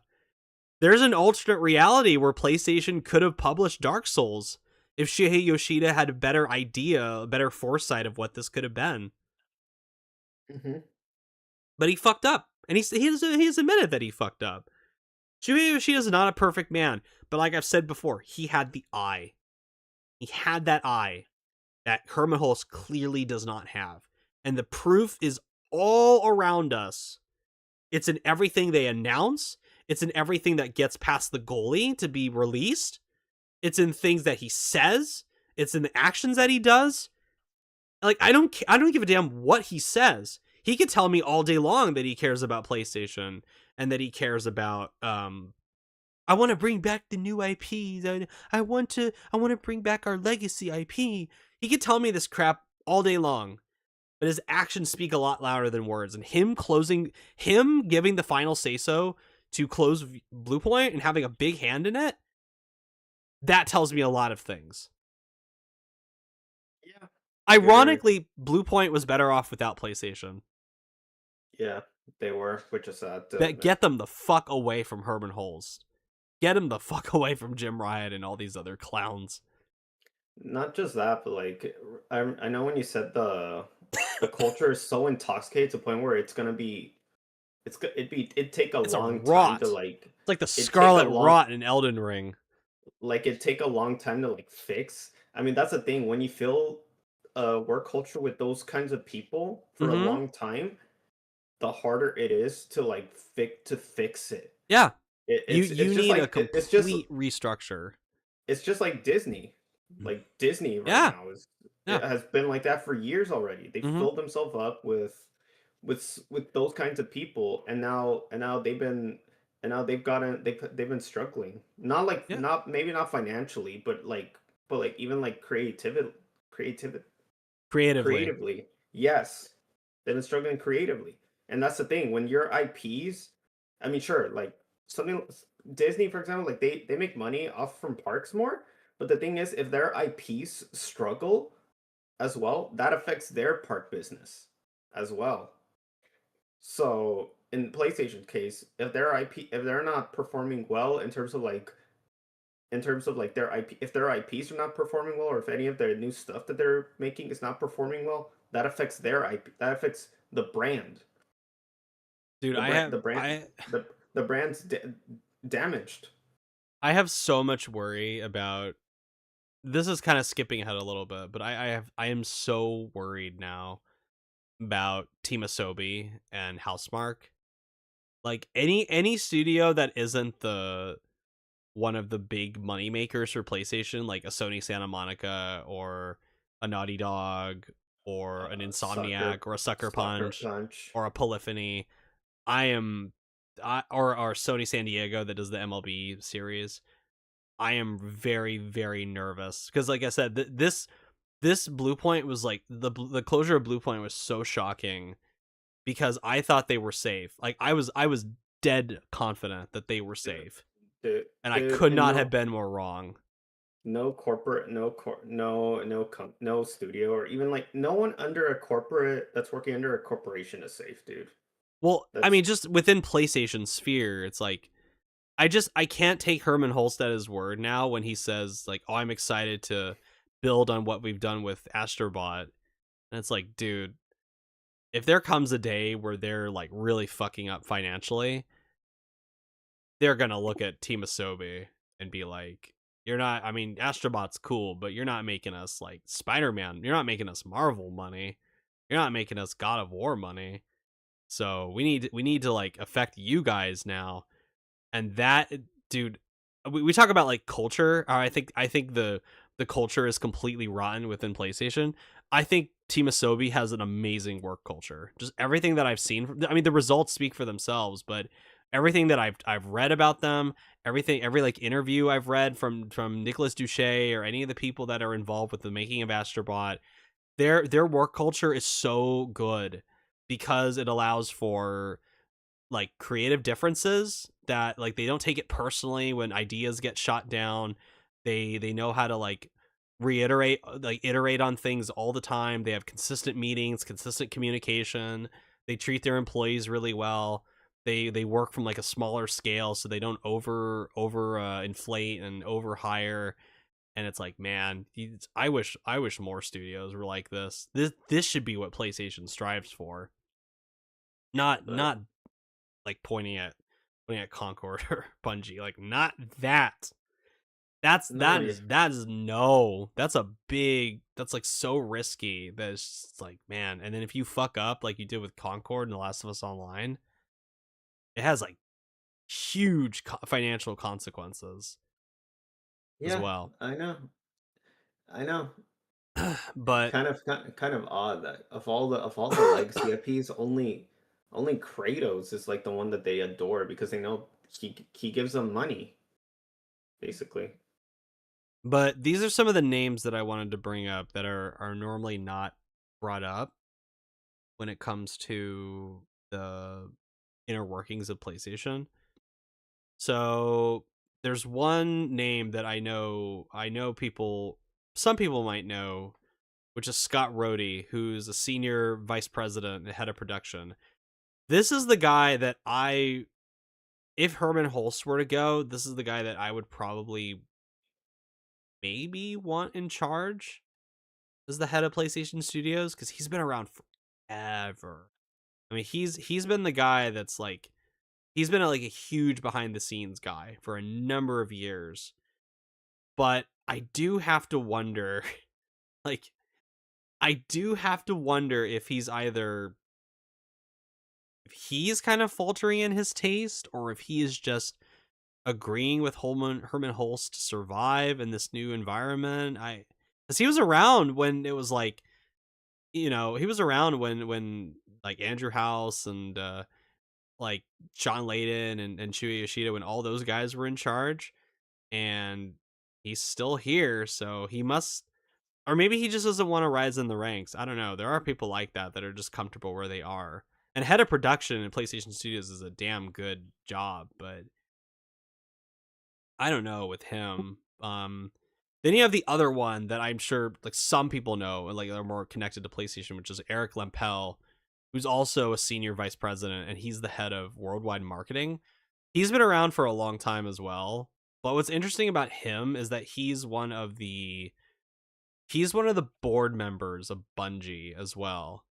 When they came in and bought Bungie, he, along with two others from PlayStation, I think at the time it was Jim Ryan and Herman Hulse. So like He is so important within PlayStation. He's the head of worldwide marketing, and he has a seat at the table when it comes to Bungie. So I assume he's got quite a bit of clout and sway within PlayStation. So I have to kind of look at him as well and go like are you part of the problem? Cuz you clearly were okay with them buying Bungie, and you're in the room with them when the deal is being locked, and you're a Bungie board member now. Okay, like maybe you're part of the problem as well.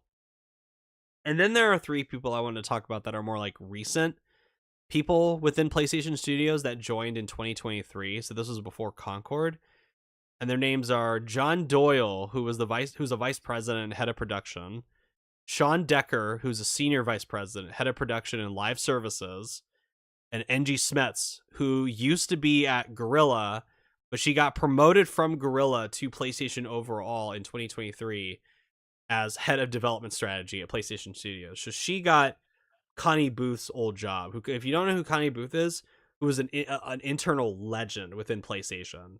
She's the one that really got the ball rolling on Insomniac working on Spider-Man. She's like one of the big people who brought that idea to Ted Price when he was still at Insomniac. So she was highly, highly influential and important. She was one of the people that really kept the wheels greased at PlayStation. And now that she's gone, and she's been gone for a few years, yeah, you kind of start to see how important her role was within PlayStation. A lot of these old people that left, you can see how important their roles were. Mm-hmm. I mean, you had Shuei Yoshida, who was very curt and honest, but he had the eye, he had the smarts, and Andrew House. Andrew House, who was very intelligent. Sean Who was Layden, fantastic. the guy that promoted the who promoted when we were at PSX? He announced a lot of the games that were coming to Vita Oh, and that's a PS4. Gio Corsi. He's been gone for a long time too. Yeah, it's coming to PS4 And and Vita. Vita. And Yeah, I like. PlayStation hated him for doing that Why? because they wanted to kill off the Vita, and he kept walking on stage and going, "And Vita, we're doing it." Yeah, there's a What? lot of like weird PlayStation lore that's just like it's like what? I mean, that was Why? even Why back would they? then, but like that was a part of Vita, and it's like all right, whatever. I But can't believe they wanted to kill the Vita. People love the Vita. well, the problem is it was the proprietary memory card that PlayStation made you buy, which was like a huge factor in like, ugh. Yeah, well, that was a them problem. I know. I'm not like I said. I'm not saying like Sean Layden, Shuei Yoshida, Andrew House, Jack Turner. I'm not gonna say they were perfect because they did stupid things, but like I said, utopia compared to what it is now. What about the Ridge Racer guy? What's his Oh, name? Kaz Hirai. Yeah, I mean he was a legend too, but he did some stupid shit as well. But Ridge I mean Racer. he was there, like you know. Yeah, yeah, yeah. He I mean was the there. beginning of the PS3 was a pretty awful time. I will say that much. I, But I, that's the thing. Like they changed management, and it got better. They changed like some of the people, like Ken Kutaragi left, so they got new leadership in there. You promoted people like Sean, like Andrew House, Shuhei Yoshida was like boosted up even more. Look what happened. Hugely successful mid PS3, late PS3. Obviously, the beginning of the whole PS4 gen speaks for itself. Huge success, massive success, game changing level of success. And that momentum has carried them so far into the PS5 era, and to the point where it like really just buried Xbox. I mean, Xbox fucked up in a lot of ways too under Phil Spencer and Matt Booty and Sarah Bond, but no, they shot themselves in the foot multiple sure they times. did, but multiple times. But I'm telling you, dude, if Xbox was actually like somewhat competitive and actually got their shit together and did more things that were more like the mid PS3, the late PS3 era, uh, I really think I PlayStation don't would be think doing PlayStation would be doing some things that they're doing now just because they can. It's like, what competition do they have? Their only competition, like in that kind of like general console sense, like turned into a fucking third party publisher because Satya Nadella, it's like AI. That's our future. Fuck that Xbox shit. Here's an AI exec as your president. Get the fuck out of here, Sarah Bond. Get the fuck out of here, Phil Spencer. So I just wanted to talk about that culture because it's like people can talk about like, whoa, bring all these games. It's like that's fine and all, but if the culture is fucked within PlayStation, you're not going to see a lot of changes. There needs to be a major overhaul because I don't that this culture horribly mismanaged a team like Blue Point and set them up to fail, and now they're Yeah, dead. yeah, they are. They So are. So let me look at the chat, see if there are any more. Oh, just the percentage. Most games have a completion of 25. Oh, yeah, I read that one. Help me budget my game as meme of an industry. Yeah, it's just. This is the thing that bothers me is that I absolutely hate hearing these companies, like these big, massive AAA companies, complain about the fact that it's like, well, their budgets are ballooning. And it's like, okay, yeah, but you guys do a lot of things that bump up the budget when it's not necessary. Like Yeah, it's not necessary for you to hire like Hollywood actors. It's not necessary to put a bunch of stupid superfluous detail into the games, like characters with peach fuzz and horses' balls increase during the winter or shrink or depending on the weather. It's like, who fucking cares? Gives a shit. I think the only studio that can get away with something like that is Rockstar because that's like their games are like a guaranteed money printer.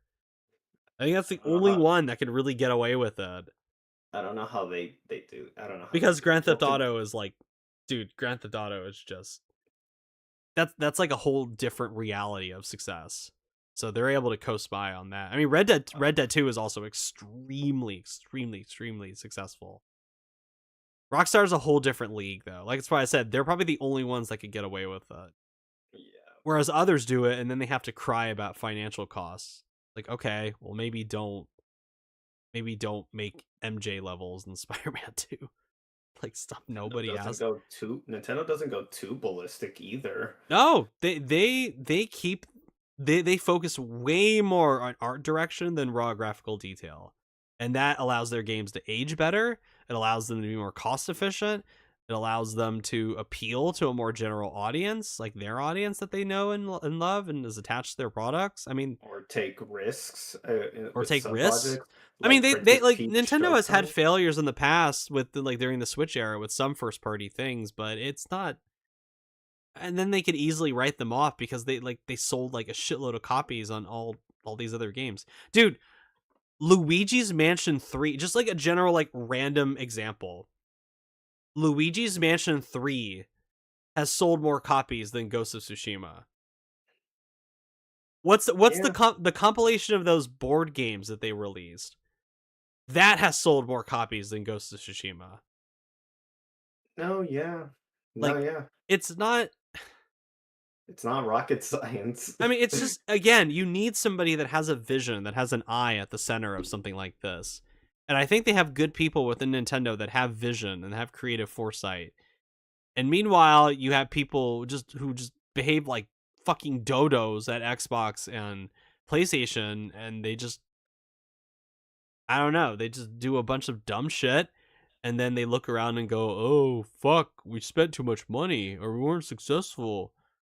Uh, time to lay more people off and try it again." It's like, Fucker, you guys, you lay more people off. You're letting go of even more talent. well, this is why it's shocking that like Matt Booty got a promotion. He should have gotten a fucking kick out the door on his fucking I booty. wish Fuck a I wish promotion. I w You have no idea how many people would love to have the opportunity to fail so many times and still get promoted. That's what I said. Yeah. So the next topic we're gonna get into, just because we're running short on time, is we're just gonna talk about the upcoming live services within PlayStation's portfolio and their chances of success.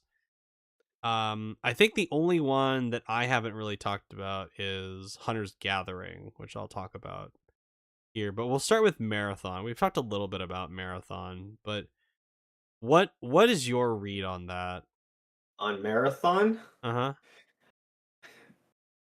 it might it might perform decently at launch. At long term, we'll see. Long term, we'll see. We'll see. It's Yeah. hard to tell, like you said. Well, it's. I think it'll do better than decently. I think it would be. I don't think it's unreasonable to assume that Marathon's probably going to get, maybe if I'm going by like concurrent players on Steam, maybe about 200,000 peak concurrent players. I mean, that's Oh like, yeah. I think that's half of what Arc Raiders got, and Arc Raiders was like a massive seller. And like I've Mhm. looked at Bungie, like where it keeps falling. I've kept track of it, of like where it is on the top sellers on Steam. And I mean, it fluctuates, but it's, it's doing okay, but it's not When it's not like Arc Raiders level. when does Marathon come out? The It's 5th of March. So like not that launch. next week. Yeah. It comes out next week. Next Thursday. Like the full game. Yeah. I thought they were just gonna do the what was it Server called? Slam. Yeah. No, they're doing that this Thursday. And then it ends, I think, on next Monday. So Oh, okay. they're giving you like, excuse me, they're giving you like 4 to 5 days to play it, and then it comes out on the 5th of March. Okay. So it's So not well, that's it's not going to be long now until we'll get some kind of idea of how it does. But I think it's reasonable to expect that Marathon is going to sell like, maybe, I would say maybe like 5 million copies uh-huh. within this year. I think that's reasonable. Um Next week is still February. No. Next No. next Next week next is week March is already. March 1st. This is the last week of February. We almost have like exactly until the end of Saturday. Then it turns into March next week. I want Marathon out the door already so we can I want to see I want to see how I'm it. curious. I have really I'm, been. I like. I've been Oh, yeah, good. I'm curious to see how it performs. I'm curious. I played one of the tech tests, and I didn't like it. I thought it was boring as shit. But I I have been so interested to see how it does, and I'm looking forward to. I'm looking forward to. I don't know. Either way, I mean, if it's a huge success, that gives me something to talk about. It gives me something to look at. If it does badly, that also gives me something to look at. If it does middling, like okay, that's also going to be interesting. I mean, I think it's going to be interesting no matter what. No, yeah. Realizing it's Sunday, fuck. No, you're good, Rodero, You're good. You're good. but I don't. I just don't. Maybe it'll be a Helldivers 2. Maybe it'll be a Helldivers 2 situation where we are like really underestimating how well this game is going to do, and then it launches and it just like blows the fuck up. And it does like 500,000 concurrent players on Steam at one point, and it's just like blows Arc Raiders out of the fucking water with the player numbers. Gets like I millions don't of players. I had I don't think it's gonna blow our craters out of the water. No, We'll I see. don't. I don't think so either. But I mean, it could. There's not a 0% chance that it could. I don't think. I mean, maybe there's a silent. I mean, it's one thing to look at the internet, but like maybe there's a silent big number of people out there who don't post on the Reddit and who are really looking forward to Marathon and just haven't said anything, and then they're gonna speak with their wallet and buy it, and I don't know, throw money its way to get the deluxe edition and shit. It's like, I mean, again, dude, like with Helldivers 2, like I figured the game was gonna be good. I had a good feeling about it, but I didn't think it would do like, dude, Helldivers 2 at one point was like so successful that they had problems getting all the people in to actually play the damn thing, because they like, Mhm. even Arrowhead themselves severely underestimated how much people wanted to play their game. because it Hmm. just blew up. At one point, like even now, dude, right now on Steam, it's got 96,000 players. That's awesome on like a Yeah. random Sunday night. Like and like we haven't even had like a major expansion in that game in the past like 2 weeks. The all-time 24-hour peak for today, it's like 108,000 players. That is excellent. That is excellent. That's great. Yes. Like, and I guess in a way it really doesn't like the peak concurrent count. That's great and all, but it's gonna matter in like 6 months. Because I mean, you look at fucking High Guard again. It's not the same thing, but you look at High Guard, all time peak 97K. Right now, 1,054 players. Yeah. Like that's horrible. I mean, that's horrible. But No. I Yeah. think I think Marathon, because right now Marathon, I think it's number 78 in the top sellers. That's lower than I expect for something like this. But I mean, that's not bad. I mean, that's much better than Concord, but I don't know. Maybe there's also maybe like there's also the other effect where like the tons of positive reception that it's been getting and people like praising it on Reddit and YouTube videos like on marathon trailers and stuff. Maybe that won't translate to massive number of sales. Maybe it'll just be like a niche little thing. And you know what? I think that's okay, but the problem is that Bungie has spent so, by extension, PlayStation has spent so much money on this game to the point where it needs to be a massive hit to recoup that loss and to Yeah. repair Bungie's like reputational damage within PlayStation. It needs to be a big hit Yeah. or they're screwed. And it Yeah. did not need to be this way No, it because did not. Bungie is stupid as shit. Like their management Yeah. is terrible. Yeah. You're not wrong. Um, Oh. what do you think about Marvel Tokon? I don't think have I ever asked you like what your thoughts on how that's gonna do are? Uh, I think it'll do well. I think it'll Yeah. do well. It's a Marvel IP. Mm-hmm. Fighting games, they don't make as much money compared to like a lot of like other genres like No. shooters. But I feel like there is an audience for it. And even I know a lot of old school Marvel versus Capcom fans are gonna want to play it. Yeah. Even Guilty Gear, even DB Fighters, people are gonna want to play it. Mm-hmm. I mean, I'm curious to try it out. I didn't play the alpha or the beta, but Mm. it looks interesting. I mean, how it'll perform long term, we'll wait and see. I mean, Yeah. but I have heard from people like I had a friend who he was a ranked player at one point in Marvel vs. Capcom 3. Ultimate Marvel vs. Capcom 3. Years back, he would always compliment Arc System. Like he would always say like how they know how to make a fighting game, Mm. unlike other developers. Like so I've been taking his word on that to a certain extent. Mm-hmm. So I mean DB Fighters. I mean I look at it. I mean I like DB Fighters for what it is, Yeah, it's good. and even the short time I had with Guilty Gear Strive. I mean it was fun, but we'll see. We'll see. I mean, I have some faith. I'm confident it'll do well. It'll do well. I'm confident. I agree. I don't think we need to get into fair games much because that's No, I already. I mean, I know you have that. I mean, you're confident already that's gonna get canceled. I just I don't see think a world where that releases.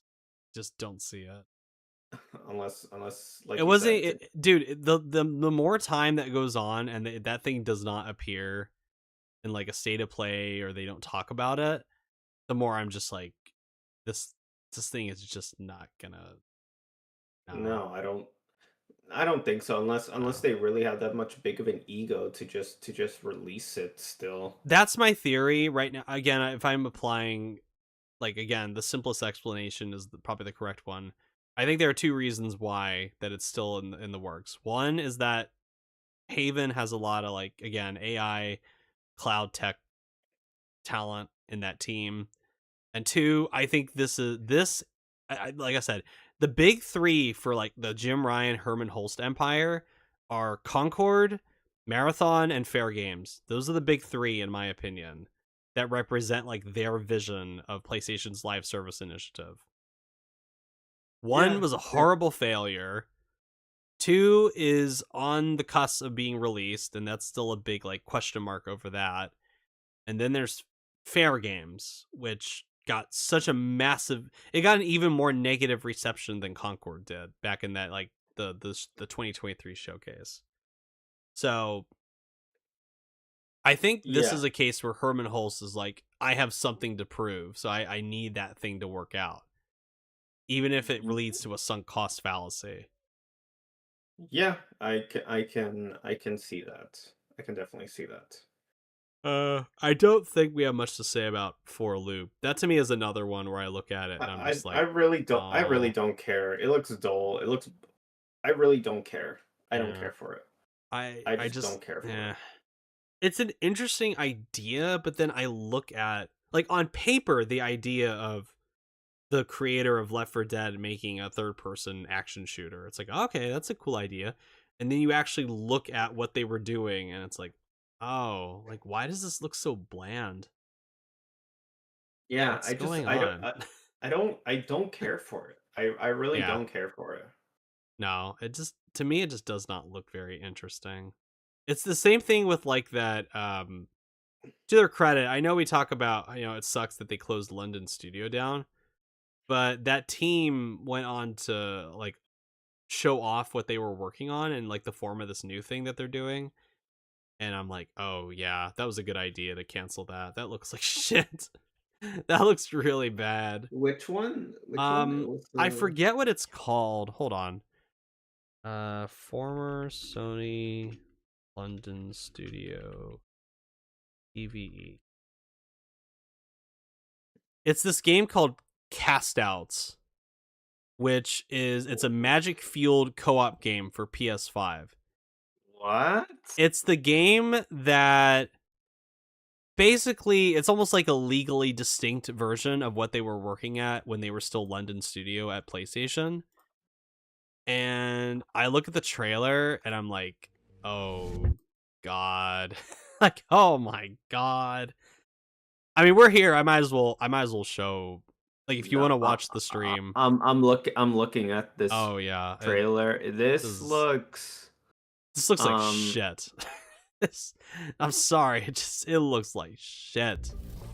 I mean the gameplay looks I mean wait, this is a Like, PvE? what the fuck is this? This looks like shit. Wait, this is a PvE? Like a bunch of Yeah. players versus Mm-hmm. it looks Dude, this looks so just no.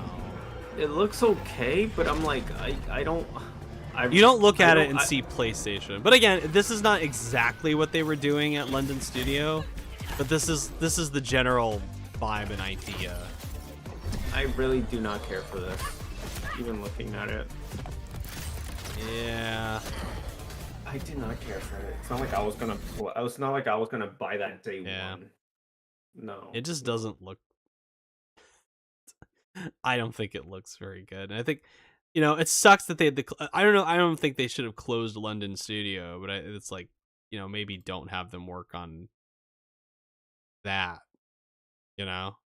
We have them work on something like The I, s- Getaway or I still PlayStation can't. Home or something that's more suitable They for took a them. picture with Jim Ryan the week before they shut them down. Yeah. That was. Um but the one that I want to talk about, the one that you and I don't think we've talked about it on like extensively yet, is the Horizon live service games, Oh my god. which are Hunter's Gathering and Steel Frontiers. And I mean I have a lot more to say about Hunter's Gathering than I do Steel I don't Frontiers. care. Look, I don't care. The designs are ugly. I don't like that Oh, they're Genshin hideous. Impact art, QT art style. I don't think this is gonna last. Even if It, it does succeed, I don't think it's gonna last very long. it Like, I'm doesn't that remind me confident. of Genshin. It more reminds me of Arcane, the TV show. Um I'm It's not I'm not paying for it. I'm not buying it. Like fuck that. I I would don't like I to don't get into the one of the closed tests and see how it plays.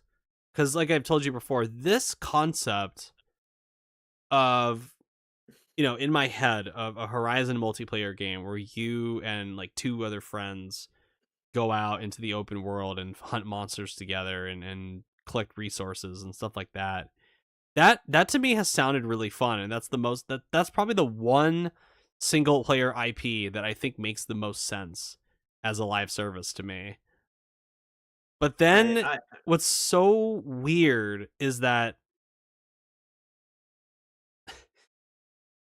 the mobile game is the one that looks way more what I had in mind for a Horizon multiplayer game.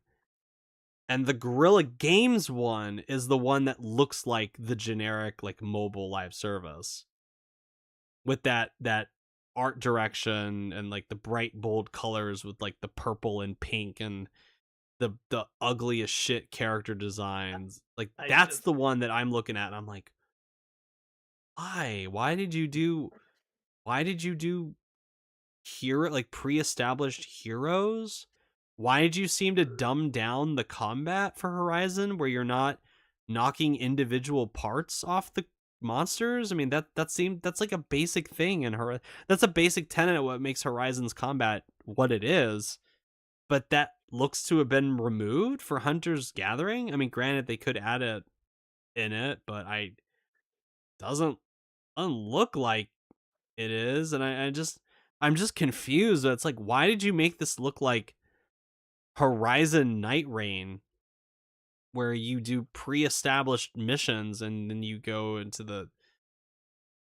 It's not like a big open world. It's like these zones, but then you go in with your friends, and it's like pre-established missions. And it's like, okay, I guess it looks like Destiny almost. It almost looks like Destiny and like Night Rain with the roguelike elements to it. And I'm just so confused. I just I just look at what like the choices that they made with Hunter's Gathering and I'm like why? Why did you do this to I don't know, to chase a different audience? I mean, that's what we were talking about at the beginning of this stream where it's like again, I would have more faith in this kind of idea if Lego Horizon did really well. But the fact that Lego Horizon bombed, that tells me that there is not the mainstream, like big, massive mainstream thing that they think that it does for Horizon. That really like clues me in. And I look at Hunter's Gathering with its like colorful characters and its bold art, or I say bold, not like it's a risk, but well, it's kind of a risk, but like it's very like over the top, colory. Everyone's bouncing around like they have fucking like jump pack boots on, and people are using like actual magic. It seems, and you have some like obese woman with a peg leg bouncing around like a pinball, like she's fucking Sonic the Hedgehog. You have some bitch with a fucking pink hair with random blue and yellow stripes through it. And I'm just like, I was like, is like you have some dude that looks like Junkrat from Overwatch, and I'm like, this is what Horizon fans want? I doubt it. Like, I seriously doubt it because it looks like it just. And again, this is supposed to exist within the continuity of Horizon, but it has a completely different type of ambiance to it, where everyone's all fucking like they all have what some comments have said, like it's the Marvel smirk where everybody's got like that attitude where they're all like, oh yeah, I'm so cool. And then they have these like heroes that can they move way faster and way more like aggressively than Aloy ever could, because the thing with Horizon is that the one of the things about its combat is how like kind of like semi-realistic it is, with like Aloy not flying around like she's a superhero, where it makes the battles against monsters feel more tense because you're just this normal like well trained, but you're just like this normal person with the laws of gravity on your like against you and shit. And then meanwhile, you look at Hunter's Gathering and these people are flying around like they're the Avengers or some shit. Like I I'm don't looking. like. I'm looking at this Steel Frontiers game. This is Monster Hunter. Well, that's the thing is that's the one that I look at. I'm going, that looks more in line with what I expected. I mean, even that has some, some they're taking some liberties. Like they have the guy with the big ass sword, and they have the people that look like Korean waifus and stuff. But it's like even with things like that and the zip line that they have, that like that actually looks really cool. I love that like momentum when you're like zipping towards the monsters and you fly into them. That looks really cool. But then you look at that and it's like, why is that the mobile game? But and it's not coming to PS5. But then you have this other game that actually is from Guerrilla that looks more like the mobile gacha game. Like it's really weird. I don't. This is what I mean by like Herman Hulst not having any good creative foresight. It's like if I was in charge, I would have been like, there is no way we're gonna make you guys like. There's no way. Like Horizon Steel Frontiers, if they want to do something, we're not like that. We're not gonna partner with them. We're not gonna Why? do it with NC Soft. We're just gonna Why do is our this? own. Why is this not coming on PS5? What? It's not coming on PS5 because this is being used to entice the like the Asian mobile market. Oh my gosh. So again, it's to try to like what Rogue Dio was saying. It's like to try to astroturf the appeal, the global appeal of Horizon, which Oh I my god. don't think it has. I just think it's those two original games, and I'm so tired of. It's like, dude, okay. There's an article about this. Let me look this up. Hold on. Give me just a No, moment. and even us looking at the gameplay for Steel Frontiers, I look at some of the gameplay, I'm just like, th- are they they're reusing assets Oh, for from sure. Zero Dawn For and sure. Forbidden Yeah. West. I see it. I'm Yeah. just Yeah. Yeah. like, if I'm gonna re-experience this and fight bosses, fight the machines like this, well, shouldn't I just go back to the actual game instead? Well, I don't know. That's kind of the thing where it's like, I don't know. I mean, I don't. I mean, I don't see myself playing this with friends. If that was on PS5, and I mean, granted, it's also going to have like the bullshit monetization on it as well. Yes. But I mean, that's the thing, is that it is just it's like it's like the monkey's paw again kind of thing, where you look at it, it's like, wow, that looks like the Horizon game I wanted. Oh, that's the gacha game. Oh shit. It's like, damn it. Like that sucks. So anyway, here's and to further like Rogue Dio's point about them astroturfing Horizon. Okay. So here's an article from the play, and this is from Sony themselves, on May 9th, 2023. Okay. At this point, as of April 12th, 2023, the Horizon franchise has sold through more than 32.7 million units worldwide, of which Horizon Forbidden West has sold through over 8.4 million units. So the game had been out by a year at this point, and it sold 8.4 million, which is really good. But then you look at the Horizon franchise has sold more than 32.7 million units worldwide. Half of that is like, more than half of that is the first game. And I'm willing to bet that in like Horizon, I really doubt Horizon Forbidden West has come even close to that number. So mainly it's like, it's really just the first game that is like the thing kind of holding this franchise up. Because obviously the VR game bombed. Obviously the Lego game bombed. Mm-hmm. So all you've got is Horizon, the Horizon remake or remaster, or whatever you want to call it. You have Horizon Forbidden West, And like maybe you have the complete edition of Horizon Forbidden West, and they count that as its own SKU. It's like I it's didn't just these two games. It's not this like massive thing. I didn't even buy that DLC. It was I wasn't crazy about Burning Shores. But and I again, this I'm staring at again like this is another one where they use like Hollywood actors for roles that could have been played by other people. Like you get Carrie Ann Moss in there from The Matrix, who's Trinity in The Matrix. Why did she need to be there? You have the legendary Angela Bassett, great actress. Why did she need to be there? Why did you need to spend money on her? because they want cinematics and realism.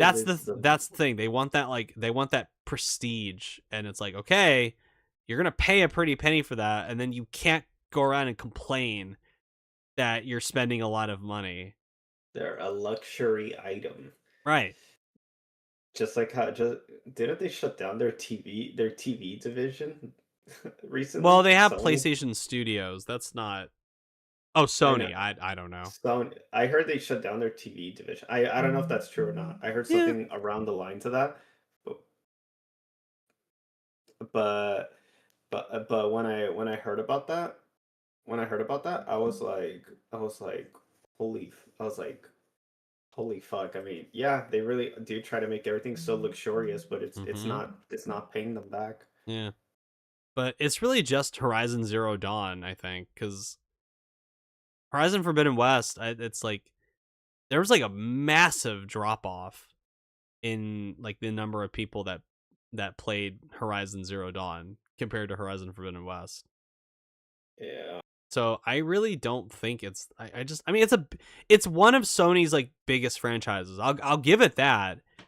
Beyond that, beyond like its own little like bubble within PlayStation Land, I don't think it's this like thing that I don't think it's the hot shit that they think it is. Yeah, I don't think it is either. And I'm like tired of like every time you bring up like it's like people are tired of Horizon. It's like, well, it sells. It's like, no, it's the first game that mainly sells. Second one sells really well too. But then everything else they've tried outside of it has flopped. VR game flopped. Lego Horizon flopped. And Dude, then we like have of all the things that I would have been convinced would have been a success, which is a Lego Horizon game because like people like kids eat up these fucking Lego games like crazy. They did not they didn't take to this one. Not even the allure of like Lego brought people to the fray. So it's like if that doesn't get kids in there like that like love Fortnite and shit, did the Lego sets even sell well? That's what I those want to sell. know. Those are really good. Those sell. Okay, okay. I'm talking just strictly video games. Okay, okay, Because there are okay. like certain things outside of the video games that do okay, but Oh yeah. it's mainly just Horizon Zero Dawn, and then to a lesser extent Horizon Forbidden West. Hmm. So it's really just, I mean, and again, like you look at something like Spider-Man. I've complained about Spider-Man, but you I'm know, glad I they mean, I'm glad they they did Miles Morales, which was different, and that sold really well. yeah. I mean, I'm glad they canceled the Great Web. I am too, but you know, it's a waste of time. I've had people tell me that they wish it didn't get canceled, but I It tell would them, have been okay, a guys, success. I'll give it that. It would have been a success, but I wouldn't have wanted to see. I already don't like that Insomniac is basically the Marvel factory now, but the yeah, MCU, the video games. yeah, I hate that, to be yeah, honest. I want another Ratchet and Clank already. yeah. I'm glad they. Oh, hold on. I found another thing. So July 29th of 2025, just last year, Guerrilla Games Horizon franchise has surpassed 38 million units sold across PS4, PS5, and PC. And that Um, includes the Lego game. um, And that's like the vast majority of that, which I mm, imagine are the first two games. And then the VR that's game bombed, so not that many, and then the Lego game bombed, so not that many. But they're trying to like bunch them together. They're trying to like bunch them all together to be like, look at how successful Horizon is. And it's like it's really just that first game that takes up like the vast majority of those sales.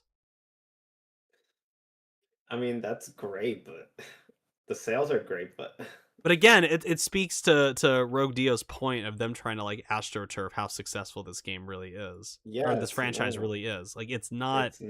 it's not this massive cultural thing that Sony thinks it is. And No, I'm it's tired not. of them pretending that it is. I don't talk about Ryzen all the time with people. I don't like praise and like adore it like a lot of people like they think they do. But anyway, the final topic, because we're running out of time, is this one I don't like to talk about, but we kind of like bounced around it already. But so who's next? Who's Who's next on next? the Like chopping block? no, and well, who's next? I can't believe. Gosh damn, I'm thinking Mortal Kombat right now, but Who's uh, next? yeah, who's next? Who's next? To I'm get gonna fucking guess. destroyed by Herman Holst. Pulling a Me, fatality on these fucking studios. I hate to, uh, I hate to say it, but who's the other studio you said? If it's not Media Molecule, There's four that I had in my mind. It's Haven, obviously, Media Molecule, Fire okay, Sprite, and Bend. I could no for sure. Haven, I can see that happening. I can see Haven getting shut down. Media Molecule, I hate to say it, but That's I the can see one I'm that. thinking of is probably they're probably next. Oh, and so so many fans are gonna be pissed. Well, the thing with Media Molecule, it's like I don't I mean, know. I It's know all the old people that made Little Big Planet. They're they're not. Most of gone. them Yeah, are. they're I all know they're gone. not there anymore. They're No, not there they're all anymore gone. either. So that's the one that I'm just really surprised that Media Molecule is still around. And like I don't want any of these teams outside of Haven. I do want them to get shut down because I think they're just a total waste of money and time. But Media Molecule, it's like okay, this is what I mean by like Shuhei Yoshida, Andrew House, Sean Layton. Like they weren't perfect. Dreams was a bad idea, or maybe it was a good. Let me rephrase that. It was a decent idea. It was an interesting idea that they executed very badly. Now, to be fair, it released in the Jim Ryan Herman Holst era, and they didn't know what the fuck to do with it. To be fair, it released in that era. But I don't know. It's just I feel like them taking time away from a traditional platformer, like or a creator thing like Little Big Planet or Tearaway, and going more towards a tool set like Dreams. I just again, it's an interesting idea, but PlayStation clearly did not know what to do with it, and they haven't released anything since Dreams, and Dreams did not do well at all. Dreams like Dream. massively I underperformed. mean, it's a nice tool, but I'm be real. Like even when I tried playing around with it. After playing the Banjo Kazooie fan game that was on there, Mm-hmm. it feels complicated to use on a controller. Yeah, it Like is. I It feel needed like to be this on PC day one. That was the big mistake they made. I feel like this would have been fine if it was like released on PC. Yeah, exactly. It should have been something that if they were really gonna put stuff on PC, this one makes the most sense to put on PC, but they Yeah. don't. And then other than that, besides that, like they probably could have had them go work on another project. I don't know, make a Tearaway sequel. Make I don't Little Big know. Planet 4. Yeah, and save. Gosh Or damn just it. make like a traditional like cutesy platformer. Like I Yeah, thought that Sackboy game was really good. They didn't I'm sad. develop it, but the Sumo Digital did that one. I I'm thought that sad game that was very underrated. yeah, The I Sackboy Big still think Adventure. I still think it's underrated, It's but very underrated. I would love to see another Sackboy platformer from Media Molecule. I'm But sad it I did. just don't I'm s- I can't envision Herman Holst and the current people that run PlayStation thinking that's like what they want. I'm I don't sad. even know if like what are they even working on? I don't even know like I don't even know what they're working on right now. I'm It's been sad that so long. I'm sad that Sackboy: A Big Adventure did not sell very well. I'm sad. It didn't, but it's I liked it. It's kind of like okay, well now you can build on that, but then they just go, nah, no, and just No, it didn't. That I mean, there's a fan base for it. I mean, I know sure. I'm pretty sure now because of the success of Astrobot, if they were to try it again with Sackboy, I'm pretty sure more people would be willing to try it out now Mm, because they look at it and be like, "Oh, this plays similar yeah. to Astrobot." I'm looking at their website. They don't have any current positions open. So Oh, they might be either they might be fully staffed or I think, like I said, and again, I was wrong about Blue Point when you and I talked about this, but the one thing that I think keeps them safe is the fact that they have a BAFTA winner, like employed at their studio. okay.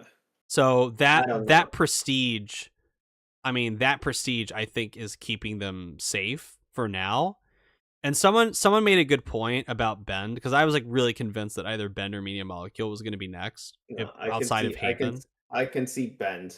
I can see Bend as well. Someone made a good point about Bend being potentially safe because they've been releasing products that do drive some revenue.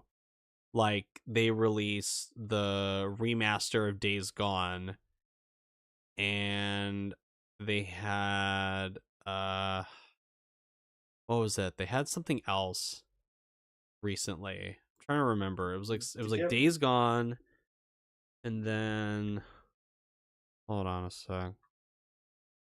Come on, Ben Studio. I don't know. I guess it was Days Gone, but they had the PC port. That's right. They did the PC port. They helped work on that, and then they did the PS5 version, the native PS5 version. So I imagine within PlayStation's viewpoint, Bend has put out things this generation. They're the same game over and over again, but Days Gone did really well on PC. And I guess Days Gone might have did okay with the PS5 version, I don't. maybe. It's hard to tell which one of these you're gonna shut down. I'm telling you, like, look, I I mean know that yeah. Haven. I once they cancel Fair Games, I know they will for sure shut down Haven. But the thing is that I wouldn't like. I'm not going to be surprised if they decide to shut down another studio, but keep Haven around Mm. still. Oh, I Be- forgot that uh Ben laid off 30% of their staff back in June Yeah, of 2025. I forgot about that. yeah. See, I so forgot like about that. even I can so Bend. I feel like Ben and Media Molecule might be next. One of those two. I think those two, knowing how PlayStation operates, like without outside the realm of logic, I could definitely see Media Molecule or Bend going. Oh hell, I could see Fire Sprite going before Haven does. Which Because one? What is Fire Sprite working on? Fire Fire Sprite? Sprite is the one. This is the most one of the more confusing acquisitions for me because this is the one. It's made up of a bunch of like former Psygnosis people, like people who used to work on Wipeout. So once Psygnosis got closed down, they formed Fire Sprite and they made things like they helped on things like the original Playroom for PSVR or the augmented reality, not VR, the augmented reality thing. They did Run Sackboy Run, which is like a mobile game for them. Oh yeah, that. Oh, they did do the Playroom VR. That's right, which was the first appearance of Astrobot.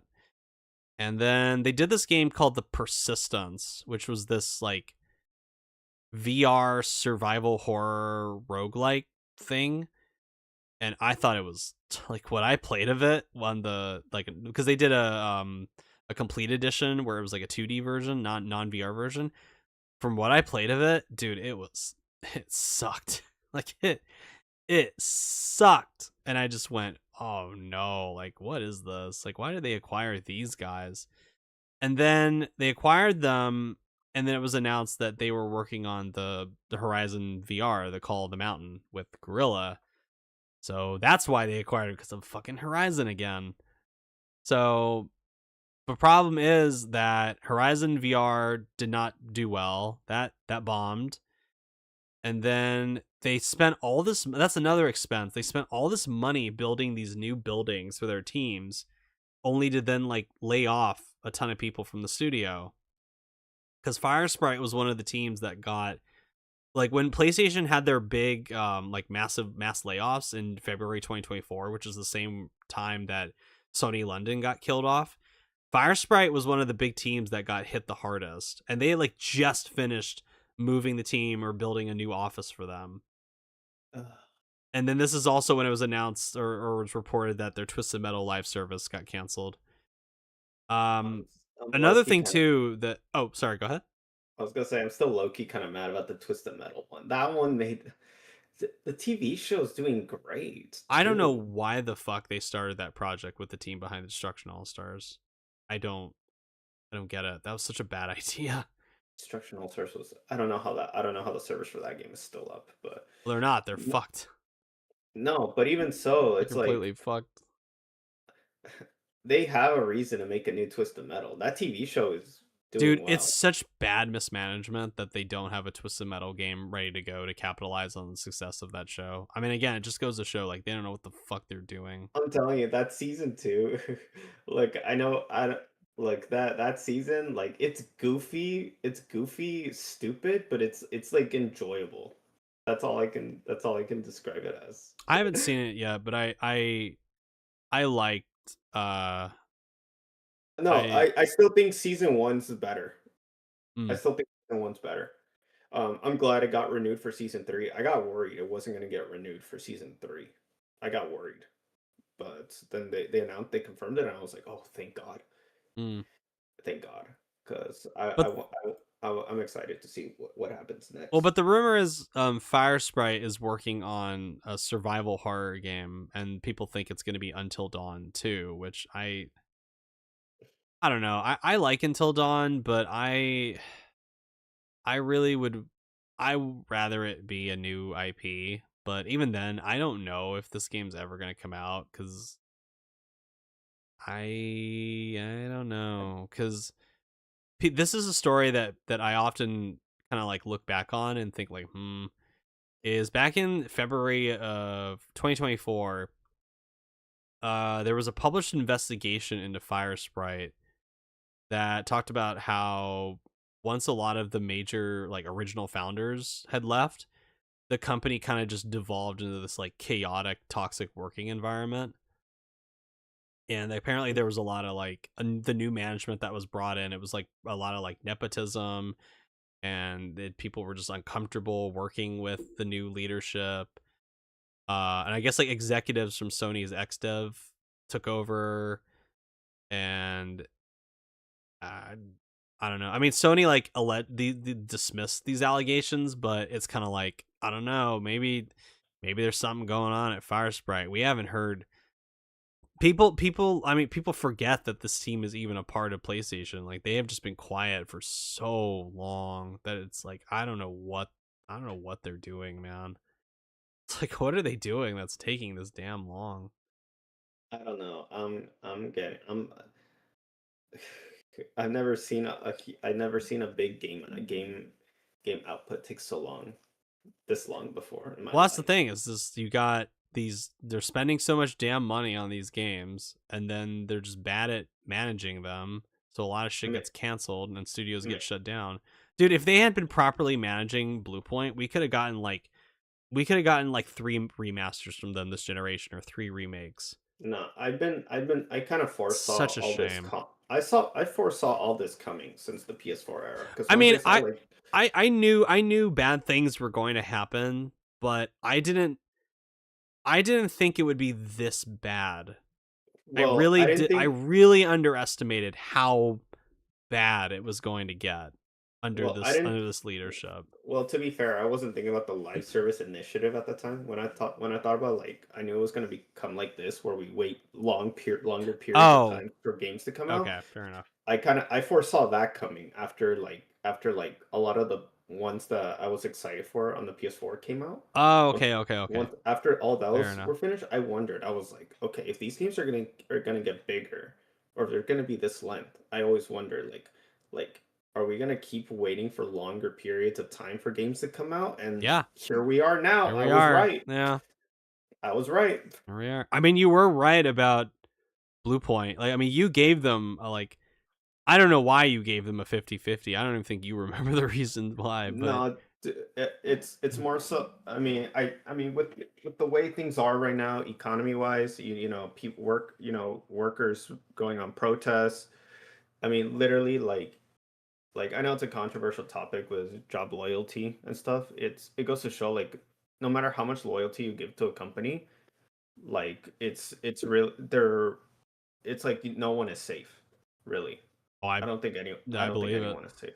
I guess I was too naive to think that it was impossible for Sony to shut down Blue Point, because it's like, it's Blue Point. I mean, they're like an iconic, they have an iconic partnership with PlayStation. There's no way. And then, Here we are. They yeah, did it. here we are, and it's just, man, what a shitty fucking time for. It's so funny that, like, after that state of play, I was like, all right, like, some good stuff, and then the very next week they're like, oh, And then the fuck, we like, it's and then worse than I thought. the next day, Xbox. Well, that, I mean, that's more like, yeah, I but know it's a separate thing, but I was like, holy yeah, fuck, what a wild time. What the fuck is going on in the industry? Like I don't know, maybe man. a game market crash is happening. It's coming. Like Maybe. I can see it happening. I mean, the only ones I can see like surviving a potential crash is just either it's just the indie Oh developers yeah. and Nintendo. Oh my god. That Red Right Robot gave me a great idea to end the stream with. I'm sorry I cut you off. Could continue. I'm sorry. Yeah, yeah, no, I was Let me bring saying, that up. yeah, the only ones I can see surviving the next game market crash are Nintendo and indie developers. Those are the only ones I can see surviving because Mm. they work on smaller budgets. Even indie studios, like, it's really tough just because there are so many games out there. Well, to So, be like, fair, it is so competitive, dude. okay, no, actually, no. The more I think about indie developers, it might be a case by case basis. The ones that are established, those ones Mhm. will probably be fine. But the ones that are like barely starting out, or like depending on where they live as well, I don't know, because things can, because cost of living keeps going up. Mhm. Like some of them might be affected for sure. A lot of them will be affected. I can see Oh, that yeah. happening. Because So I know. I have So yeah, one final video to play, but then before I do you have any final thoughts for this situation? It's everything we've talked about today. Because we're going over like almost 3 hours right now. the only thing I want to say is Woo! give me good quality games that don't take forever to beat as well. That's all I want right now. That's all I want right now. Give me games that don't take too long to beat. The more faster I beat them, the more I can get to my backlog as well. The last Not thing I saying want to this, say is get Herman not Hulse the fuck out of there. that too. Get that That too. motherfucker out. Get He that needs to get that go. fuck get that fucker out. He needs to go. Like He I want him go. I've been saying it for a long time. Dude, that guy should be on his. That guy should be Jim, working at a fucking McDonald's. Get him the I fuck think out Jim of here. I think Jim I mean I said it for a long time. Like I think Jim Ryan needs to go. Like and I remember when he took Rain, you were like, I'll keep an eye on him, but we'll see what happens. But I saw it. I was like, nope, this guy needs to go. I said the same thing about Herman Hulst, to be fair, when he got the No, promotion. I was like, no, okay, like, no, well. they need to go. And These then, these fuckers need oh, to go. fuck. I want them gone. Like I'm not having any mercy on Herman Holtz anymore. Look, No, and look, I'm not giving him any leeway. No fucking way. I don't. and He look, could, he can make like 5 Astrobots, and I still would be like, nah, dude, you gotta get the fuck out of here. Nah, I man. don't Uh. look for all the people that's been gotten laid off through the studio closures. Like, look, I know it sucks losing your job, but but I'm sorry. In a case of like this, where you're gonna choose like a studio that was making like a shit game over over like something that over a if you're gonna choose to keep a studio around that made like a really bad a shit game over a studio that could have potentially made something good, it's it's stupid. Dude, in the era of remakes and remasters, where they're more popular than ever, Sony closed the best remake remaster studio that they had. Yeah, Where is the sense in this? I don't get it. I don't get it. And no one has a logical explanation for this other than Herman Holst and the leadership at PlayStation are just utter morons, and this whole live service thing has just been a near complete disaster. And I say like near because of Helldivers 2.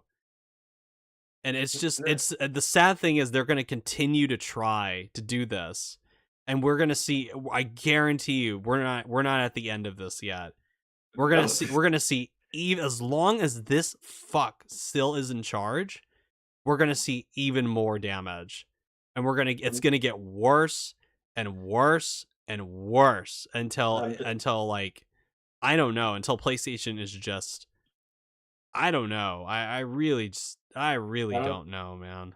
I'm telling you, the biggest tide in this live service initiative hasn't even hit yet. I don't think it's hit yet. No, the one positive thing I will say is that the good reason or the one positive thing that came out of Concord is that I think it like really like smacked them in the face about the realities of this business with live services.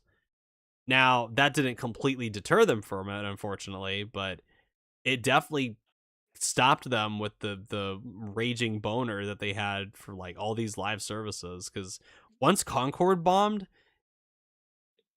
It's just closure, the whole closure, closure, cancel, cancel, cancel, cancel. Oh shit, retool, internal betas, public betas, reiterating. It's like okay, so Concord did something. I mean, it haunts them like a ghost. I mean that like as a joke, but I also mean that kind of as like a good thing. That it's like that will forever be in the back of their minds, like that failure. That will forever haunt. There's a scene in I don't I doubt you've seen this movie, but there's a movie called Phantom Thread. And there's a part where the main character gets like severely ill and he's sitting in his bed with like delirium and he hallucinates his dead mother just like standing there and staring at him. And I imagine that like Herman Holst is in his bed at night and he like looks up towards like his door to his bedroom and sees just like the ghost of like Concord, like that big trash compactor standing there and staring at him and like waving at him like that big trash character with the pronouns and it's just waving at him like a if they ghost. if they really wanted to turn to actually no, I'm not even gonna say. I was gonna say the best thing they can do to heal from this is I guess turn it into a meme. I guess on themselves, like No, the it's best into thing they like a can do to marketing heal from this is fuck, or just get out. Like well that get too, out. but Bring people in who actually know what the fuck they're doing. well that too, Um obviously. so But anyway, no, yeah, yeah. no. I don't know. I don't know. Well, we'll see. The biggest tide hasn't hit yet. I'm just telling you, it has not hit yet. Like Uh I hope you're wrong. I know the Blue Point story. I'm pretty sure there's more shit that's gonna come out in a Oh few god. weeks. I hope you're I'm wrong. telling you, dude, the biggest tide has not hit yet. It has not hit yet. I don't think so. But like I'm curious. I can't besides Team Asobi and Housemarque, I can't thankfully like I can't think of any other studios that I care as much compared to Blue Point. I feel like Blue Point is like one of the worst ones to happen. No, yeah, I Cuz know. someone was like I saw some comment that was like you guys are acting like Naughty Dog cut closed. And I'm like, "Dude, this is on the level of like a Naughty Dog for me. Yeah. This is absolutely on the level of a Naughty Dog. I'd say Blue Point right now in the era of remasters and remakes are more valuable to Sony than Naughty Dog right now. I Like that might may sound crazy, but I believe that. I've already lost like some. I've lost some respect for Naughty Dog over these I recent mean, years. I And hate to not say, I didn't not necessarily lose respect, but I'm kind of like losing like confidence in them. I have never considered Naughty Dog like one of the major like best studios of all time, like some people do. Like I'm not super crazy about Uncharted 1. I think Uncharted 2 is just okay. It's fine. It's a good game. It's Uncharted 2. I really like 3. I like The Last of Us. I don't think Last of Us, the first one, is like God's gift to humanity. I think it's a good game, but I don't think it's like amazing. I would I say will. Uncharted 4 is probably my favorite game from them. I think that game's really great. And then you know how I feel about The Last of Us Part 2. But like Crash Bandicoot's really good. Jack and Dexter's really good. But I never thought Naughty Dog is like this premier amazing can't do no wrong studio. Like I I just thought of never I have thought always that. I I always think Sucker Punch is better than them. I think Sony Santa Monica is better than them. No, I always thought Naughty Dog was great, but with after I saw Galactic, I'm just like, this does not appeal. This does not appeal. Does not appeal to me. I'm sorry. Like I Yeah. would have preferred them making an Uncharted card or Last of Us cards. I mean, That's heck, never Jack gonna and Dax, happen again, man. It's Crash and never gonna happen again. Crash and Jack and Daxter got a kart racing game. Why didn't Uncharted? Why didn't Because Last that of Us? was made during a time where PlayStation actually cared about delivering like weird ideas. It's They don't stupid. they don't care about that anymore. Imagine playing as a clicker and driving a car. It sounds stupid, but It's a stupid it's a silly idea, but like I'd rather fucking play that than Concord. or I'd rather I play don't that know, than Fair Games. or I don't know, make a Sly Cooper third person Dude, shooter. when I don't know. dude Like I when they did the PS2 native port of Sly Cooper and it was like on the charts for that month for like number 20, the fact that we don't have the announcement of a new Sly Cooper, it's like they didn't take advantage of that. It's like, what the fuck are you doing?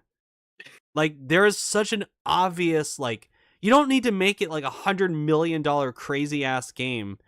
It's like, dude, just like just just give it to like I've said before about Banjo Kazooie as well.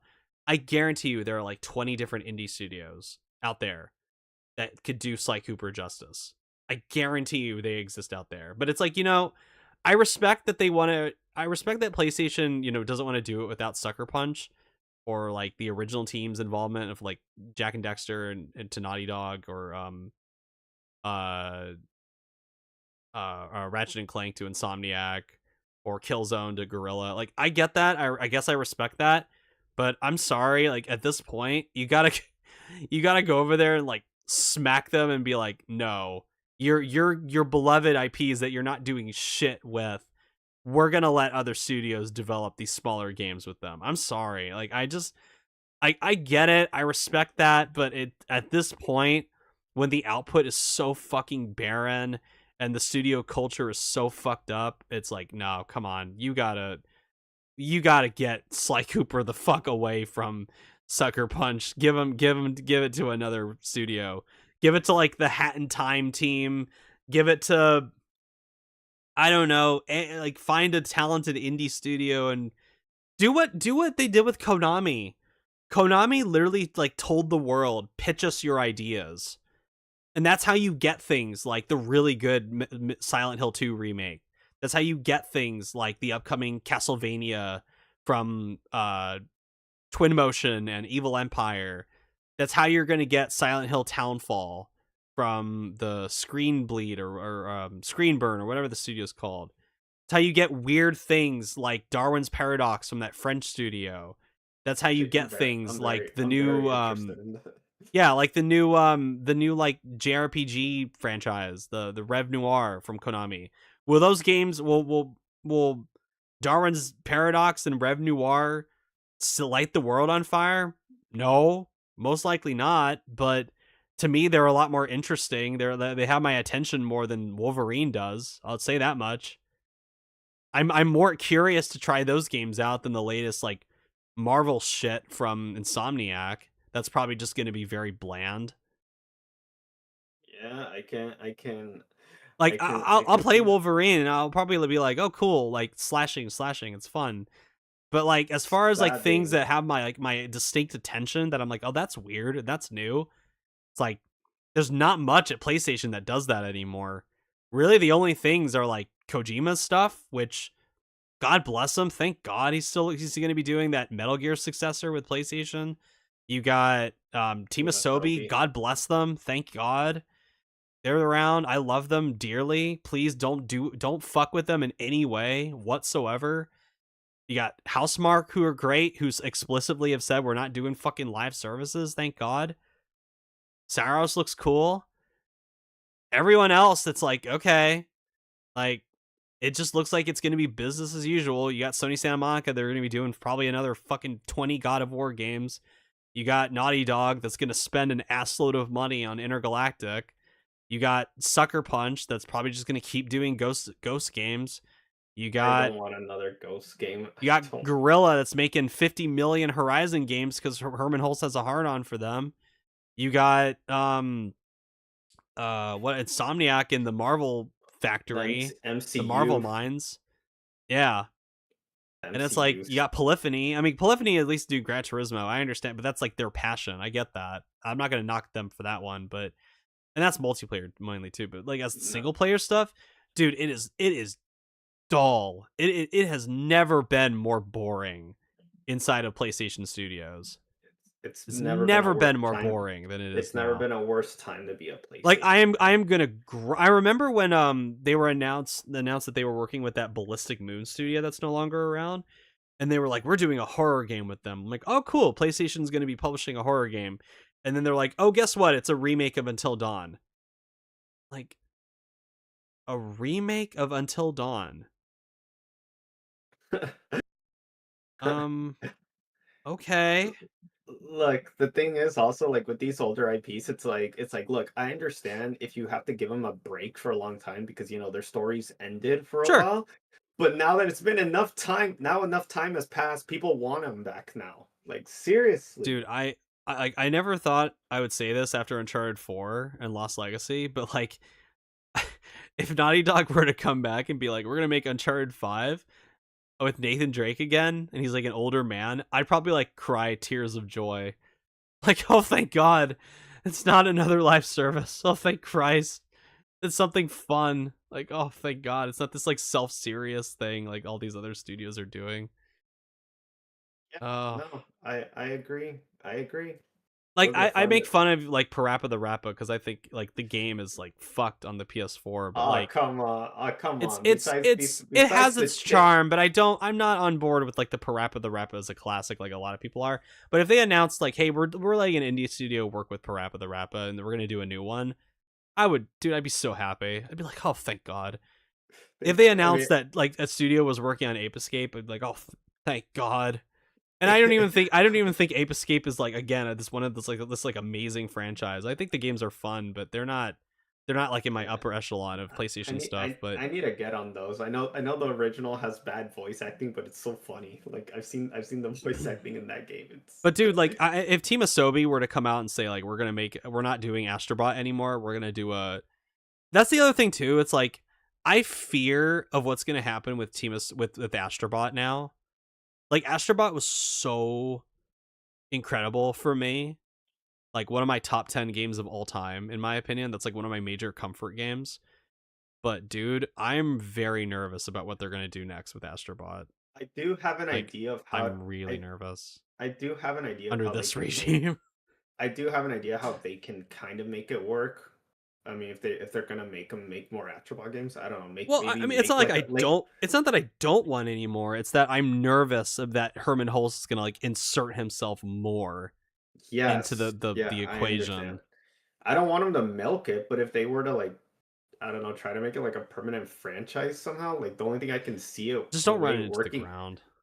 Well, yeah, but the worst thing I can see it them, or like maybe the best thing I can think of them doing is I don't know, maybe making a Mario Party spin-off with Astrobots or like a Dude, Mario Kart style. I Astrobot don't know. has so much potential to do things, but again, when the leadership lacks imagination and creativity and is just chasing like the the return on investment, Nah, like I don't see it, man. Like I don't even Herman Holst. Like I honestly would not be would be surprised if Herman Holst gave the idea, like kind of like nudged Team Asobi to make like an open world Astrobot game instead of like the distinct levels like they did.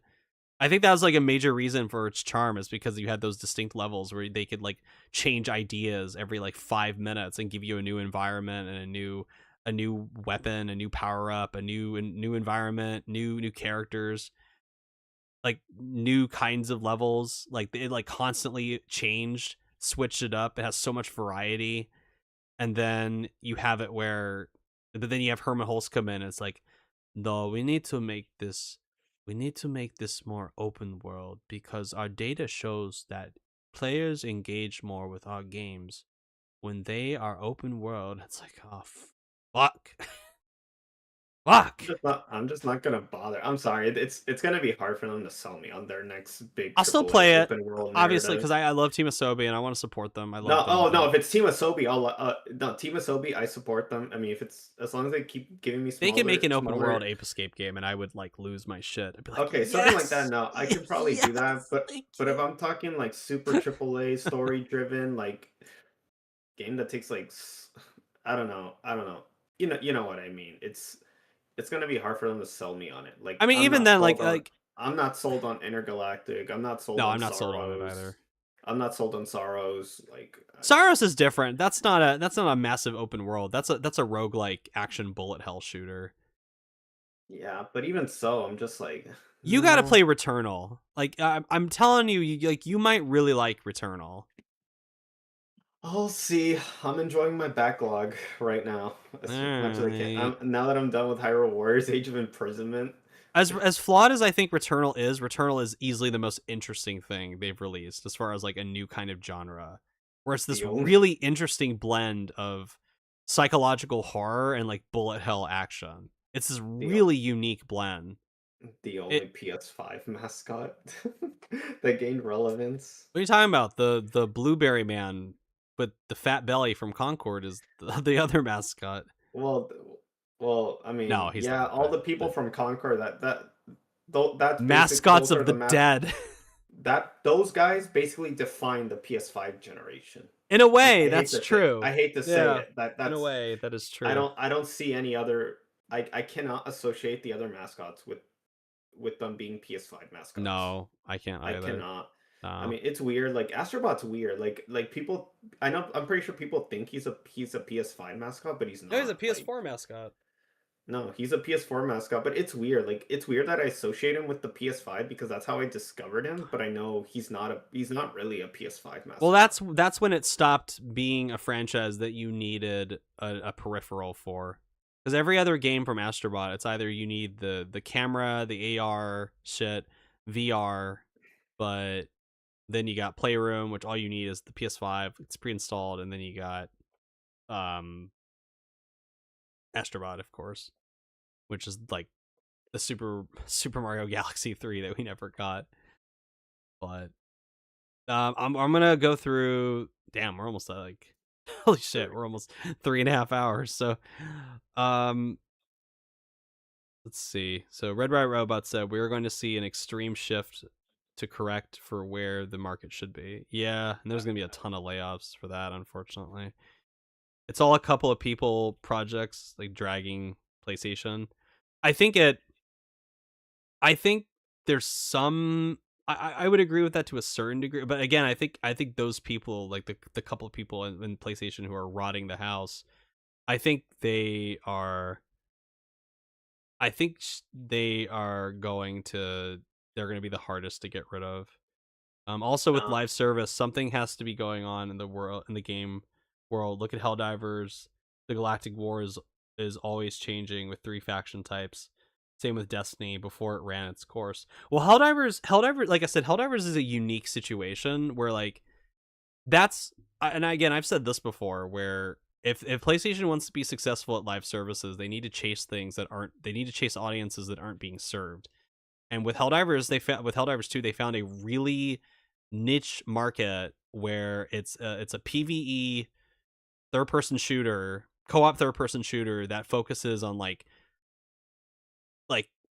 silliness and fun, and it's like got a very like dark, life is cheap, gallows sense of humor. Very dark humor, very violent, very gory. But the thing with Helldivers 2 that I think really made it pop off as well is that it's a very funny game. And it's a game that's really fun to watch people play as well. There are a lot of live services that really like aren't that much fun to watch like people play, in my opinion. But that is one that it's actually like entertaining to watch a match in Helldivers 2 because there are so many things that could go right for the team, and then there are so many things that could go wrong. And the clash of the two things happening at like random times, depending on the player's skill and the enemies, that creates really fun, dynamic, comedic moments.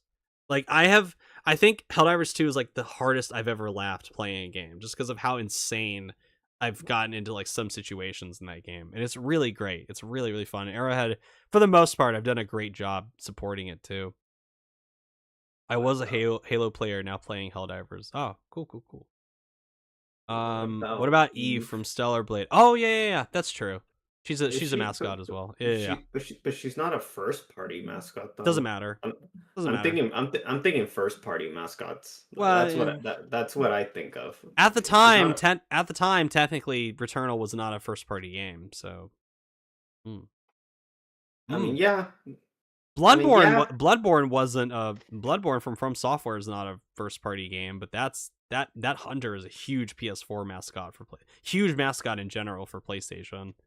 That is true. So I think Eve is a good. I forgot about Stellar Blade because I personally don't really think Stellar Blade's that good, but it did really well. I'll give them that. It did really, really well. I will give them that. My feelings on it aside, it did really well. So anyway, per Red Ride Robot's suggestion, we are going to end with, in hindsight, one of the worst videos PlayStation has ever put out. And I'm not going to do the full thing because it is, well, maybe I might, but this is like painful for me to watch, but I think it's an appropriate way to end this.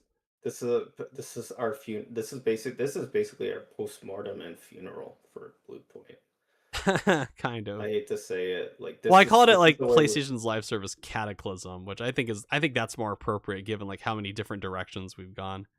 I'm telling you, I'm also an old Destiny player. Oh God, my heart goes out to you. We have not seen the biggest tidal wave yet. It has not. Oh, don't say that. I'm being for real. Don't say that. Something. I feel like something bigger is coming. Oh. I say this even with all the layoffs happening. Keep in mind. Also, Harvey's been trying to get into the video game industry for a while. You know, PlayStation offered him a job, but then they took back the offer from him. That sucks. Yeah. So it's you know, even growing up as a kid, like I always thought working in the game industry. I think every gamer's thought about working in the game industry, or they dreamed about it. They're like, a long time ago they did. This looks fun, and now we're looking at the amount of layoffs happening right now. It's like, holy fuck! Maybe this was not a good idea. Imagine telling your younger self that the reality. I never wanted to work in the games industry, but you know.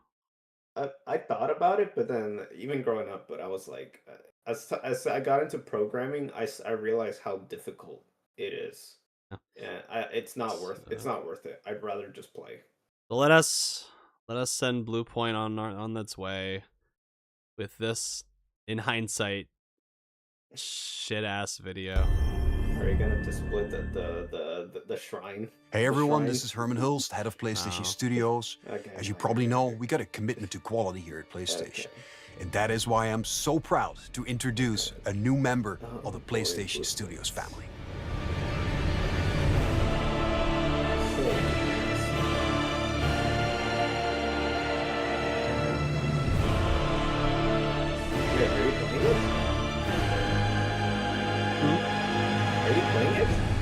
Yeah, on my channel. Your channel. Yeah, I'm the. Oh. It's a bit of Hi a lag, everyone, probably. this is Marco Thrush of Blue Point Games. We've been partners with PlayStation over many years, You probably know our work on the remix of Shadow of the I Colossus. still haven't finished and Demon Shadow of the Souls. Colossus. I Today, think I we're stopped thrilled after to the announce that crocodile Bluepoint fight. Games will officially be joining PlayStation Studios. We believe this will empower Bluepoint to create even more incredible, Oh impactful my games God. for PlayStation gamers. Oh. While we don't have any game announcements to share today, we all wanted to thank the fans for your passion and support over the years. We hope to have more to share in the months ahead. Thanks for watching.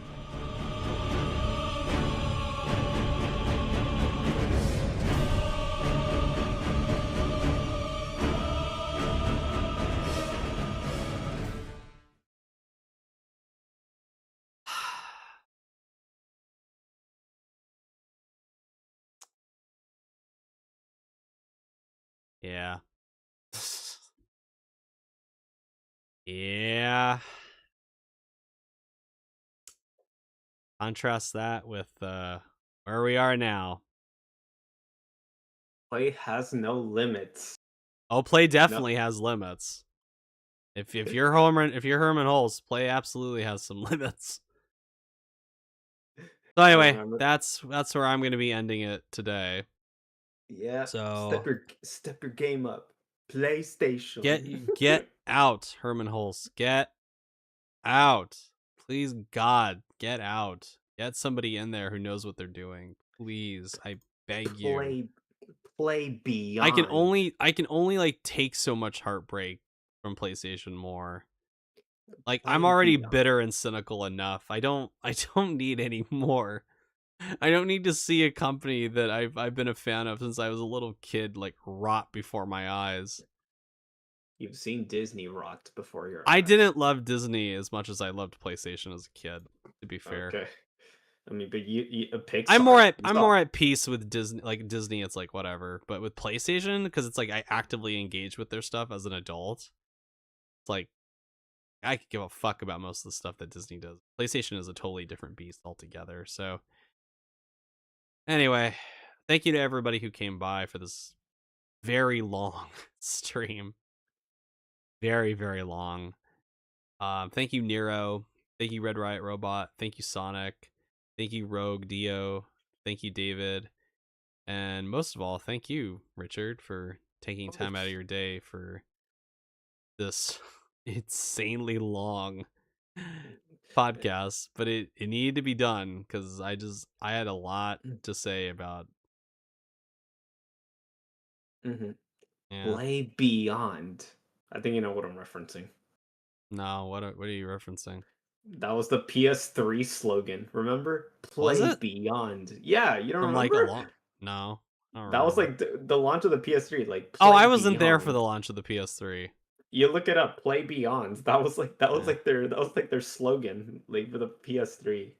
Play I'll beyond. look it up. I'll look it up later. So, anyway, thank you to everyone who came by. Thank you, Richard, and Of course. hopefully, I hope Richard's wrong. That's the last thing. I really hope you are wrong, and like it does not get any worse than this. So anyway, thank you all for watching. Get y'all later. Bye. Yeah. That was long.